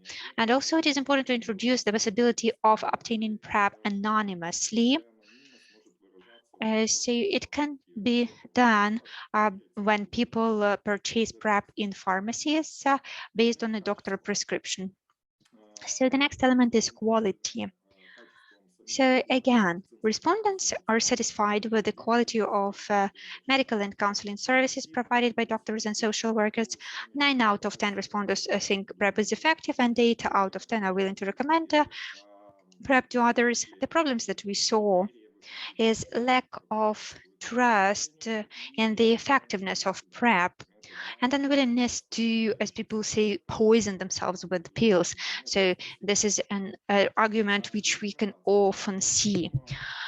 And our recommendation is to conduct awareness raising activities with the publication of the stories of people living with HIV, showing the risks of HIV infection, and also the stories of people who take PrEP, which would help make PrEP more acceptable to beneficiaries from different populations, not only MSM, but also in other populations, including discordant couples. Also, we looked at motivation and demotivation, and we saw some aspects, and our conclusions are that respondents usually begin taking PrEP due to a combination of two main factors. The first one is the fear of HIV, and the other factor is an advice from a competent person. And most often, such person is a social worker, or if there is a discordant couple, then it's the partner living with HIV. So if we look at the motivation, there is a set of belief related to the low awareness about PrEP, reluctance to, as people say, poison themselves with pills, and this belief in the effectiveness of PrEP, and people believing that they will never contact HIV or expose themselves to HIV. And also people believe that there are possible negative consequences, such as side effects and willingness to be associated with certain vulnerable populations, like people saying that if they take PrEP, they are probably MSM, or if they have pills, then they have some serious disease or something. And people not wanting to experience discrimination, not wanting to disclose the details of their sexual lives, etc. And speaking about our recommendations, we would recommend to conduct awareness raising campaigns and information campaigns using the arguments that we mentioned. So speaking about the risk of getting infected with HIV, and also showing people that with PrEP, they can protect their health. So it's positive motivation. And also we need to counter the motivation with the systematic information work and giving the ability to people to get PrEP anonymously. So adherence is also an important thing. First of all, we see that many respondents, as in other countries of the world, start taking PrEP as a short course, but then switch to taking PrEP permanently. There is a big problem, very big problem, that up to 1/3 of respondents, they violate their PrEP regimen. Most often due to subjective reasons, like they forget to take pills with them, or they did not have pills with them. That's why they didn't take the pill.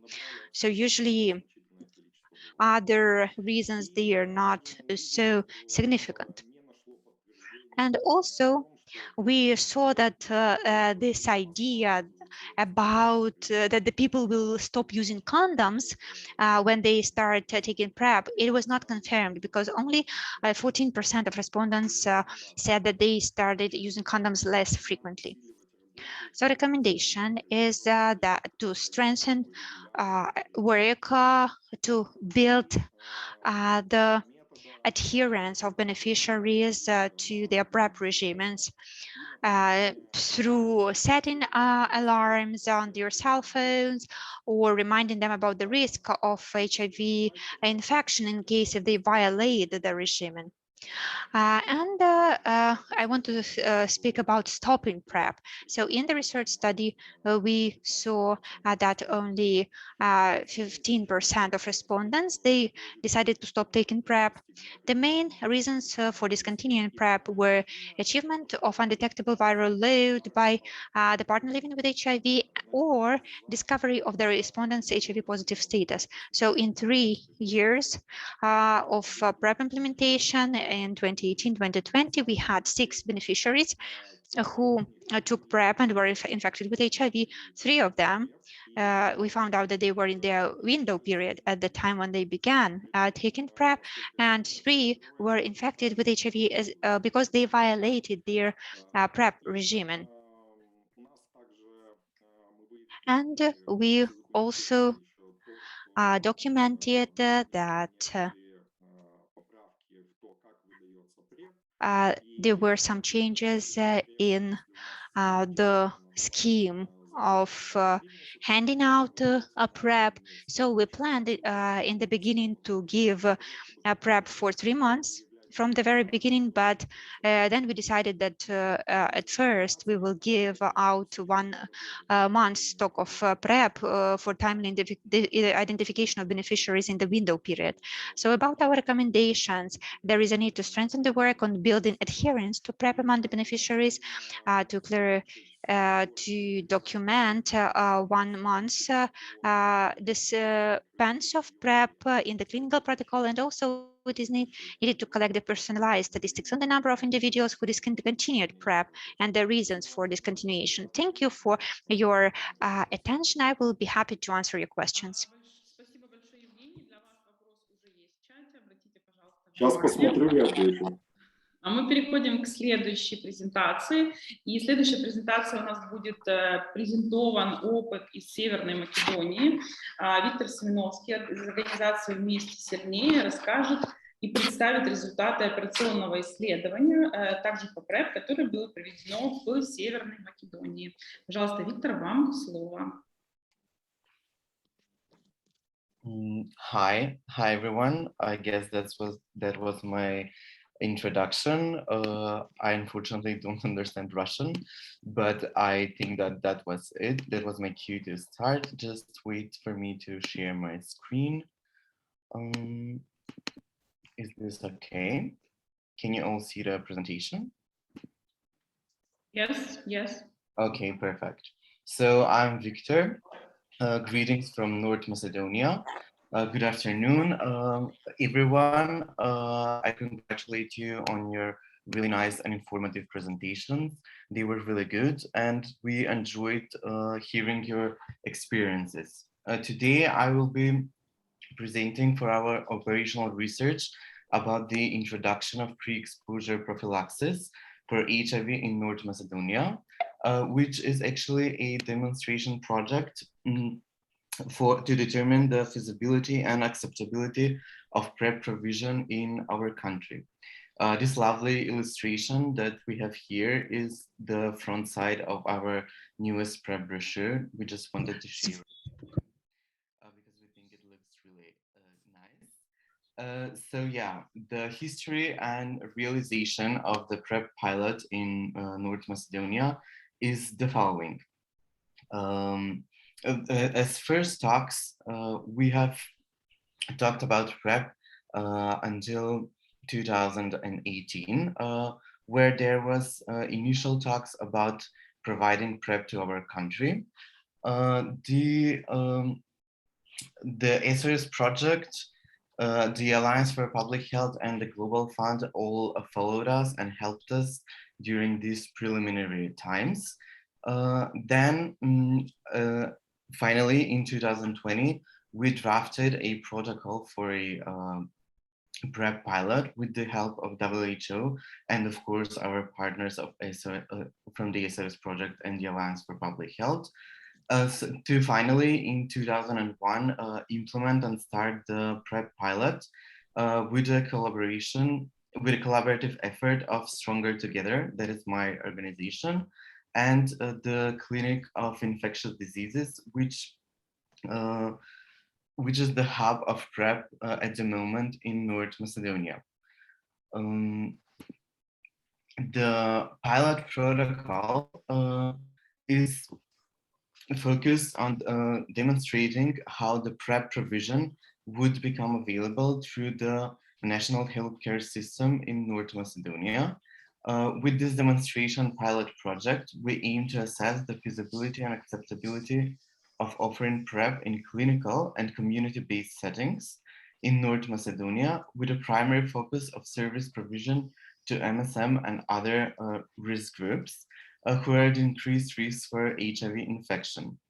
What's the main asset of our protocol is that this this pilot project is we wanted to be like a part of a comprehensive HIV reduction package offered in the sites where PrEP will be offered, which we think that we succeeded. Of course, our primary objectives are to assess the feasibility of PrEP provision in North Macedonia in a network of clinics with the infectious disease clinic serving as a hub to support other sites. That would be the uptake, and to determine the acceptability of PrEP to high risk MSM, transgender persons and sex workers. That would be the persistence. Of course, we have here on the slide the scheme of visits. What we do actually in the PrEP pilot, we have the baseline visit where we have several people present. We have a PrEP navigator, a doctor, and a nurse, and a social worker, which all have different roles in the PrEP assessment. We have, of course, the behavioral assessment, the informed consent signing, and the informative educational session with the PrEP navigator. With the doctor, we have the medical assessment, and they also enter the patient into the into the public healthcare system. And the nurse is here to draw blood for the necessary tests that I will speak of later. The social worker is here. This is why we have this red line here on the presentation, because not everyone needs and wants to speak to the social worker. Only the people who have hurdles with the medical insurance are commenced to the social worker for help reaching the national health insurance. We have follow-up visits on the 1st month, on the 3rd, 6th, 9th, and the 12th month of initiation of PrEP. These do not differ very much from the baseline visit. Also, the people also visit the PrEP navigator, doctor, and the nurse. We just have different assessment formulas for the visit. These are all the tests that we are doing on not on every visit, but on the visits. And so these are all the data that we are collecting through the pilot. We have of course, the HIV test, the creatinine clearance, the hepatitis B testing, the hepatitis C testing. We have syphilis serology, and we have PCR for gonorrhea and chlamydia. We offer HPV vaccination to people who are HPV negative, and we also do serious adverse events reviews, eligibility reviews, adherence reviews, and we dispense the drugs on every visit, which is also all the data that we are collecting. Through the tests that we are and all the data that we're collecting, we come to the secondary endpoints, which we can divide into more behavioral endpoints and epidemiological endpoints.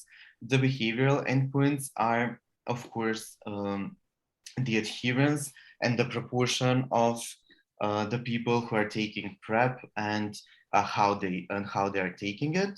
And the more epidemiological endpoints are the, of course, medical ones, the HIV incidence, the incidence of other STIs, and the incidence of hepatitis B and C.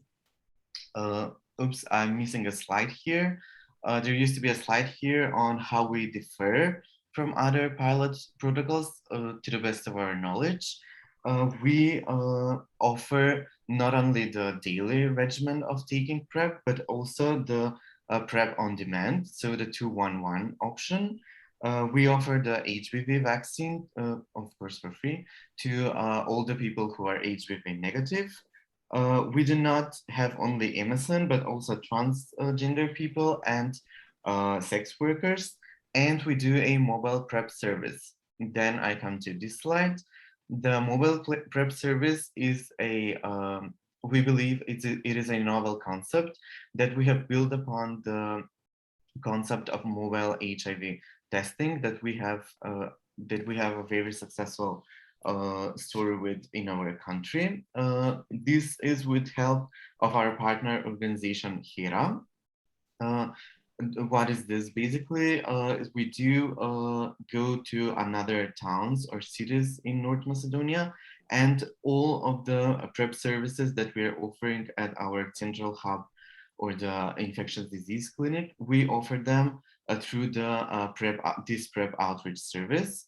So far, we have outreach to only one another city in North Macedonia because this was very successful. Lots of people were interested, and also we covered the places around this big city. But unfortunately, we're still on only one other city because we have limited resources for doing this, and this is mostly limited human resources because you know, now it's the COVID period and people are very busy, because we are attempting to have at least one doctor and a nurse for sure in every PrEP outreach visit, so that the visit can be complete. Where we are so far in numbers, we have 70 people that expressed interest in PrEP, out of which 63 were initiated on PrEP. We have one new HIV infection. This was not from people who already started taking PrEP, but from baseline testing. We have 14 syphilis infections, but for that a bit later. The mean age of our participants is 32.8 years. The youngest person is 19 and the oldest is 60. Around 50-50 is the proportion of people who choose daily versus the on-demand dosing regimen. But we have also observed that from the people who started on-demand, we have several, if not more, people who transferred to the daily dosing regimen so far. We have 2 transgender persons, 2 sex workers, and we also have 1 female participant so far. Sorry. About the syphilis now, we have observed that in North Macedonia, we have syphilis epidemics. So far through the PrEP pilot, we have 14 total new cases of syphilis diagnosed, 10 of which were from the baseline tests, so from the first visit when people are coming to us, and the other 4 were from follow-up visits, which means that people who are using PrEP became infected with syphilis 6 months after their initial PrEP initiation. The treatment which is available in our country is unfortunately only doxycycline. We do not have benzylpenicillin in our country. we are raising concerns about this to the officials, but they were not really successful. We have also raised concern about this question to the WHO, and we will see with their help what we will do next. And what we can do as a organization and as the PrEP pilot conductors is to provide educational material about the risk of syphilis. This is in preparation because we have encountered this high number of syphilis only on the 6th month of the PrEP pilot of the follow-ups. About the hurdles and lessons that we have so far learned about during the PrEP pilot, the administrative hurdles that we had were actually minimal, and the people and all the people who were included in the procurement of the PrEP pilot were really collaborative. So the administrative hurdles were really minor. One big issue was the COVID-19 pandemic. Although we counted a success that we started a PrEP pilot in a pandemic time, still it was really difficult for us to work at this time, especially in the human resources department, because the work schedule of the doctors that were included in the PrEP pilot were interfered with the work schedule of the our PrEP of the people who were taking PrEP. And one big hurdle and a lesson that we learned during the pilot was the stigma. Interestingly, here I have to say that the doctors and the nurses, so the medical personnel who were included in the PrEP pilot, were actually not that stigmatized, and on the contrary, they were really accepting of the PrEP provision. But we have a big stigma in the community. So people are actually really skeptical about PrEP. They do have some knowledge about PrEP, but unfortunately, there is still the stigmatization that PrEP is only for the more promiscuous people. So that is one of the really big steps that we have to make to advertise PrEP and to educate more on in this field. About the future, during the PrEP pilot, we want to address 100 participants. We have 70 so far. We will see if we will manage to take 100 participants. We do have planned in-depth interviews and focus group with accent on experience, adherence of taking PrEP, and ideas for further development of the program. And in January 2022, we hope that we will have the research results from our PrEP pilot. For the transition from the PrEP pilot as it is now to national funding, we do have some preliminary talks. The clinic, the infectious diseases clinic, and the National HIV Committee are pressing our Ministry of Health to include and incorporate PrEP in the national HIV and AIDS program. So the procurement of medicines would be from the national funding. And of course, we here as an organization are advocating for this policy, and we're being a catalyst for all these negotiations. That's pretty much it. Thank you very much for your attention. Спасибо вам большое, Виктор. Thank you very much, Victor. And now, as I said, we have small changes in our program. Right now, we learned that Chris Bright cannot join us due to some issues, but we will be happy to see him in our next meeting, and we will invite you next time. Now we have one more presentation left, which will begin in maybe 5 minutes. And now we have a comment from Anton Masienko from the European AIDS Treatment Group. And Anton wanted to comment on the issues of treatment and PrEP. Anton, you're welcome. Yeah, hello everyone. I will speak English. I hope I turned on the proper option in terms of the translation and to avoid any echoing. All right. Yeah, so today I represent European AIDS Treatment Group, the patient-led organization since 1992 advocating the rights of people living with HIV and key populations affected by HIV in WHO Europe region.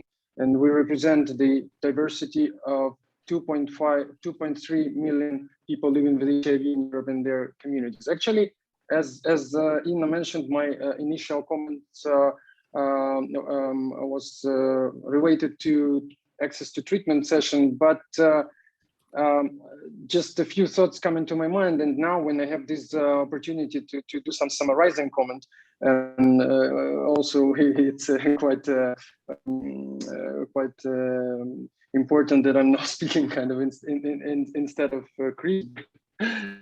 So yeah, I mean that I really thanks to all speakers who raised many cross-cutting and fundamental things in the recommendations or in the issues, because many years, and this is my personal observations. I'm living with HIV already 18 years. Many years within this 1919 paradigm, we were really concentrated on the services provision interventions as such. I mean, like a technical sides of its implementation, but we really lose these linkages with the fundamental things like human rights, communities involvement, stigma and discrimination, criminalization of people in repressive policies. And that is why now we see it in different presentations from Ola Denisuk, from Maka, from other person. So really considering the achievement of 2030 goals, finally, the only option is really to extend our vision and innovations and mandates, not only to PrEP as such or testing as such, whether it's a saliva or blood testing, but really comprehensive and integrated approach. And that's why talking about access to treatment, that access to treatment cannot be seen as a separate from other needs, particularly when speaking about key populations. In my personal case, it's also my observations that many people were concentrated, many organizations, just to starting the treatment was considered as a final point of the work of the organization. But no, it's just a starting point, because you are kind of involving this person in the life and life-saving treatment. And that's why you should include all things and all needs like social, financial, housing support. And we should be aware that linking people to treatment should always imply providing persons with responding to the urgent needs that they have, like harm reduction, mental health, and others when applicable. That's why actually all the points I'm going to raise is taken from EETG projects, aging and HIV, researches and surveys, mental health and HIV, our COVID-19 bulletins, which I'm asking my colleagues to share in chat. So placing services close to people and ensuring those services have non-judgmental, non-discriminatory approach has been proven to work for prevention, testing, and treatment. As I mentioned, stigma and discrimination at the healthcare level, but also the social level, remain major barrier in access to all services and retention on those services. So creating more enabling environments is really critical, as is eliminating discriminatory and criminalizing laws and policies. Decentralizing and integrating services is possible and effective in promoting access to those services, and medical services should, when possible, make the effort to go closer to where people are. Telemedicine as we see from COVID reality, much more developed in these times of COVID, and has again shown that this is possible and works. But nevertheless, it should be adapted to different treatments and different specificities, because telemedicine for tuberculosis and telemedicine for, I don't know, HIV or potentially for substitution therapy, because we have such an ideas as well. It's absolutely different things, but it could work and it could be feasible. Key populations are not the same everywhere. Context matters, and that's really important thing. And thus ensuring that they are represented, acknowledged, as we see with the transgender people community, who are almost invisible in the region. So ensuring that they are represented in the development and evaluation of responses is essential to implement the possible systems. And in the same line, schedules, administrative, bureaucratic obligations, and the way people are received, treated in any service have an impact on their ability and will to access those services. Knowing the needs and preferences of people should be an obvious step in service implementation and development, adjusting those services to their preference. I thank once again for this, thanks to organizers, and looking forward to our collaboration. Thanks to all.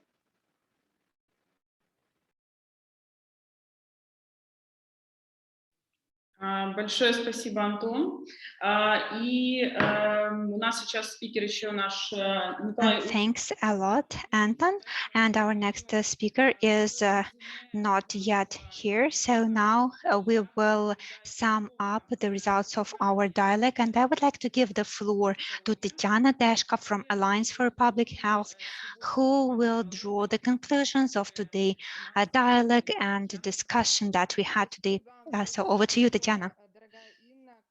Thank you, Inna, and dear colleagues. It was just a great session, a wonderful exchange with very practical information. Andrei Klepikov raised the most urgent issues that 300,000 people do not know about their status, 600,000 do not get treatment, and Nicole from WHO raised other issues about the growing number of undiagnosed HIV infections in the region.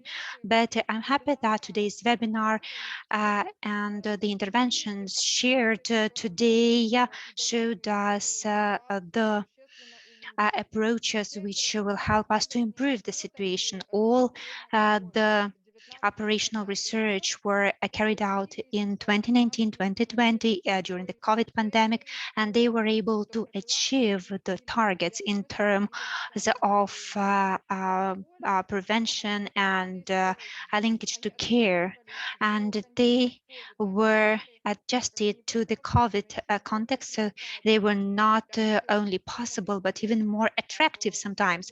For example, I'm talking about self-testing, about the delivery of tests, about using vending machines, about mobile HIV services. So those are the things which strengthened the interventions, and we can continue using them in the future.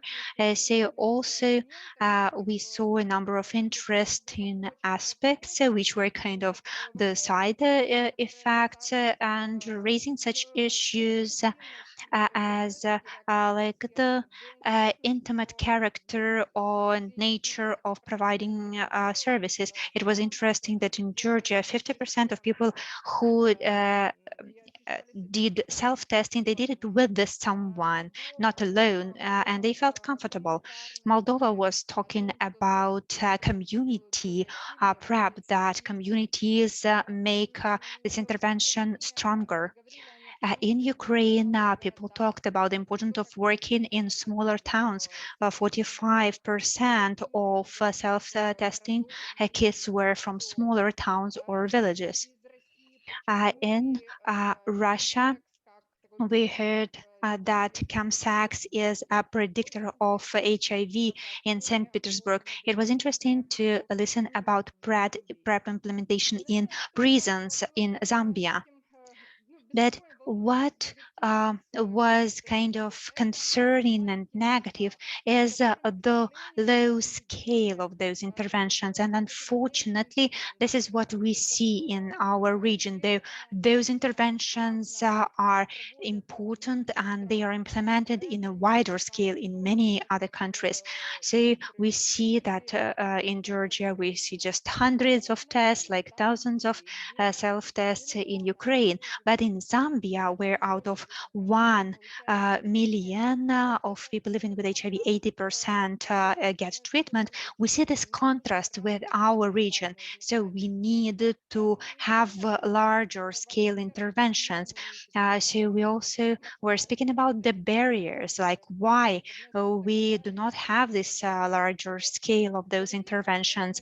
We talked about it. We talked about the price of tests and the price of medicines, especially for smaller regions. Also, we talked about regulatory barriers. In the chat, we had a great discussion about Uzbekistan.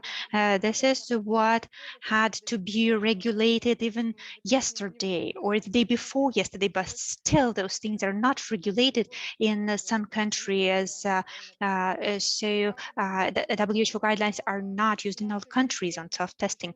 We also mentioned that our key populations do not always know about the interventions. Only 40% of MSM in St. Petersburg know about PrEP. Moldova also mentioned the same thing, that when PrEP was implemented, there was just no demand for PrEP. Also, the hate was mentioned, like in Kyrgyzstan, this stigma and in Georgia, the stigma of trans people. So we talked about a stigma to PrEP in the communities also. So we have things we need to focus on, and it is good that we have the perspective of a regional grant for the following 3 years to work on those barriers. And I would really like the civil society to promote PrEP and to share this information, to convince governments to implement those approaches and to bring them to the national scale and the required level, so that we see the improvement of cascade and impact on the epidemic. And now, giving the floor to my co-speaker in this closing session, Adiba, I can say that in Malaysia, they actually managed to do it. Implementing those innovative interventions and with the high coverage and transitioning to domestic treatment. So Adiba, how did you manage to do it? What do we need to do in EECA region in the nearest time? So over to you. Thank you, Tatiana. So Ms. Adiba, the floor is yours now. Would you mind very briefly translating that for me?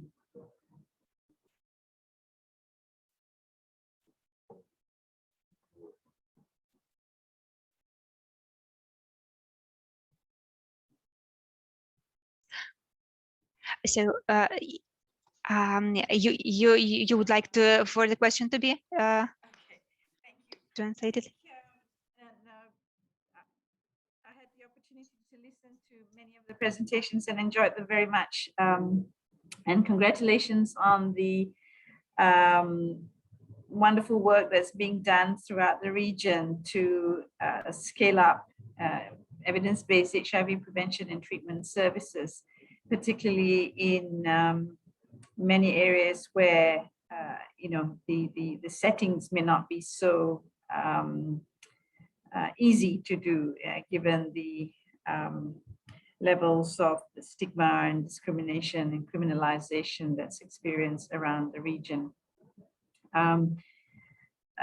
So congratulations on the work that's being carried out, and hopefully through this dialogue, there can be exchanges of, I'm sure, common barriers, but also common successes that can be implemented to ensure that these programs can be implemented successfully across the region. Tanya wanted me to comment on some of the programs that we do in my country here in Malaysia, where in many ways the HIV epidemic is similar because it is mostly affecting key populations, including men who have sex with men, people who use drugs, and sex workers and their clients, all individuals belonging to key populations that are highly stigmatized, marginalized, and discriminated against. We've been quite fortunate over the decades that in many ways the Malaysian government has been quite supportive, I would say, at least financially, in providing financial support through the umbrella NGO Malaysian AIDS Council. Although we live in a very conservative society, and behaviors like using drugs and same-sex behavior and sex work are all very much frowned upon. But fortunately, in some ways, HIV prevention and treatment have been supported nationally and financed nationally by the government. So treatment is available free in all government centers. We have begun to introduce HIV self-testing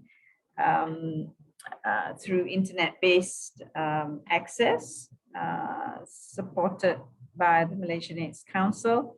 And of course, for more than a decade now, we've had the needle syringe program and opiate agonist therapy through the public health clinics all throughout Malaysia. So fortunately, last year and this year, despite the rather severe COVID pandemic that we've had, we've not experienced any budgetary cutbacks for HIV prevention and treatment services. It remains to be seen whether this is going to be so next year. But hopefully, if we don't see an increase, at least we won't see a reduction in the budget for HIV prevention and treatment services. So I think, a lot of work, a lot of advocacy, needs to be done. It is easy to kind of lose sight of the need for ongoing HIV, not just ongoing, but funding for HIV prevention and treatment programs, as all focus now is towards the COVID-19 pandemic. So I think we as civil society need to continue to remind our policymakers and funders that there's still much work to be done to bring an end to AIDS, as we've all promised by 2030. So once again, thank you very much for having me, and congratulations on really successful dialogue, regional dialogue.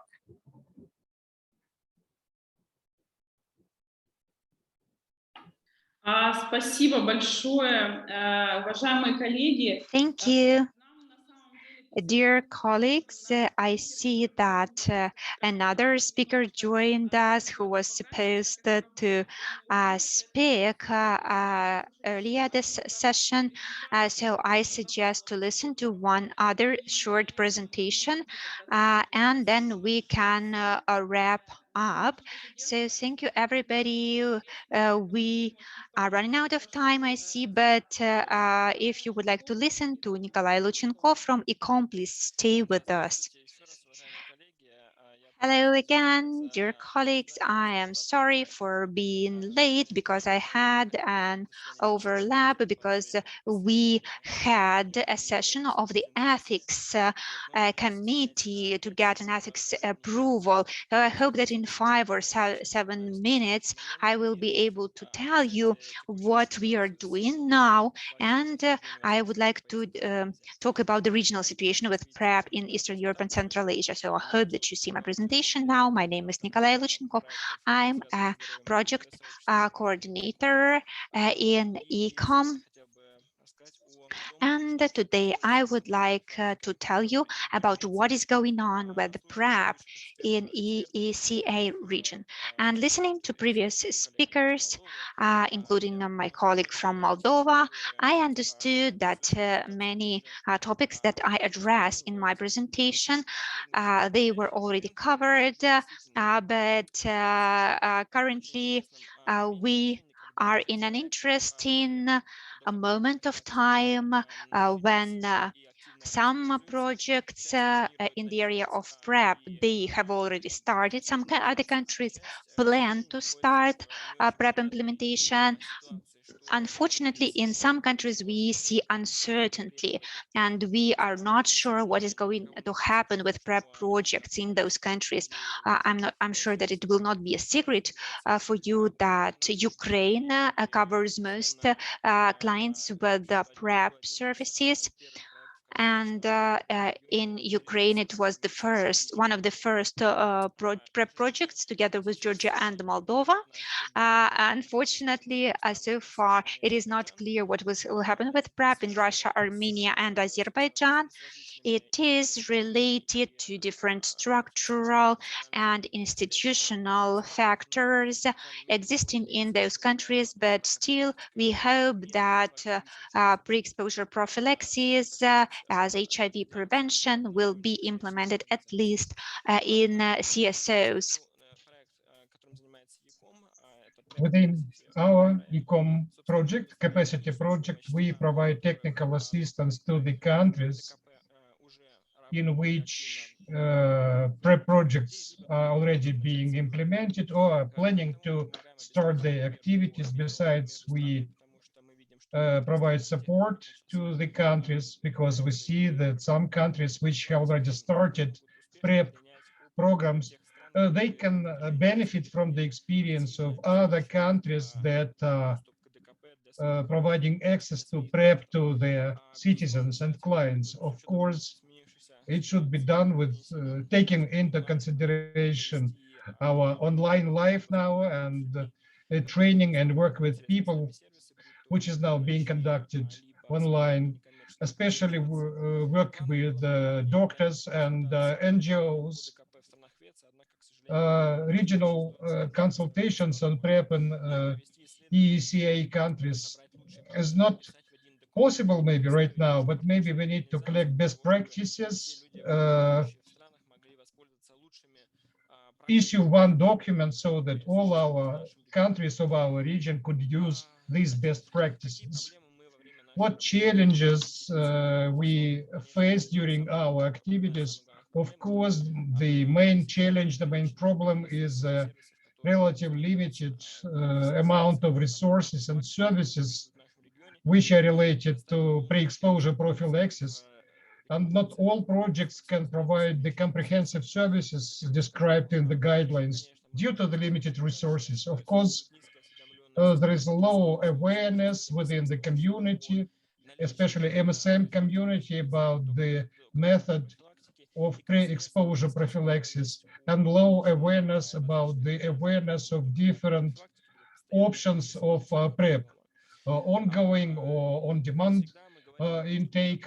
We always say that pre-exposure prophylaxis is a wonderful method to involve people and enroll them in the healthcare so that people would be able to receive not only prevention services, HIV prevention services, but all other medical services, including vaccination, because we can combine vaccination, we can provide mental health support services, harm reduction services, sexual health services, and so on. Now we are trying to to conduct a dialogue in order to combine PrEP with other services. And of course, how to communicate our PrEP services in the conditions of COVID pandemic. We discussed all these challenges and problems, and we organized a number of webinars on how to provide PrEP services, how to adjust our PrEP programs in the conditions of COVID pandemics. So this is what we are seeing now in our region in relation to main challenges. What we have done up to now, we conducted 2 national consultations in Kazakhstan and Armenia with the local teams this year. And although these countries are in different stages of the initiation of PrEP, we can say that they achieved certain success in both countries.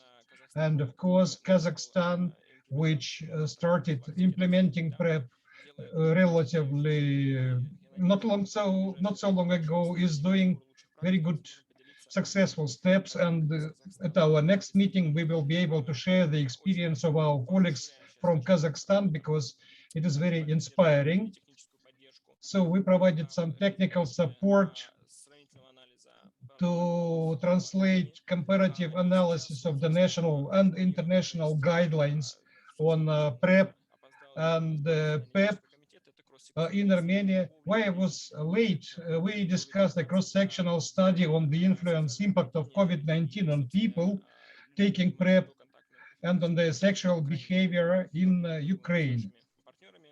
So we discussed it with our partners in the country, and I think it will be a unique study, because we will see how COVID-19 affected people receiving this service, and respectively, as a result, we hope that this data will help our colleagues to improve and adjust their activities on the basis of this new data. And last but not least, we are now in the process of collection of best practice documents, and we plan to share the results in December, in the end of this project. And maybe this is all I wanted to tell you, and I will be ready to answer your questions, maybe by email. And thank you very much for attention. And once again, excuse me for being late. Nikolai, thank you very much for your presentation. I would like to say that COVID really provides a nice opportunity for us to be in several places at one and the same time, not only in one country. And it is very good that everybody was able to accelerate and to visit several meetings. And I would like to thank all speakers for today's exhaustive presentations. And we managed to present and discuss many questions and issues. 5 operational studies in different countries were presented, and it was done in a very uneasy year, 2021, but still these projects are underway. Our event is available in a recorded format, and we will place it on our source project and website and alliance. And I would like to thank our partners who helped us to organize and implement this event. Yes, we are slightly late, but dear colleagues, if some of the colleagues would like to give a comment or share their own experience or say a few words to our colleagues, I'm ready to give you a microphone. So nobody raises a hand. So then, thank you very much. So summing up today's event, so congratulations to Tatiana Deshko and Adibe from the International AIDS Society. Thank you very much for your participation, for your activity, for your questions. All the materials of today's event will be shared with you by email, or because you provided your emails when you registered on Zoom. Thank you very much. Goodbye. Goodbye. Bye-bye.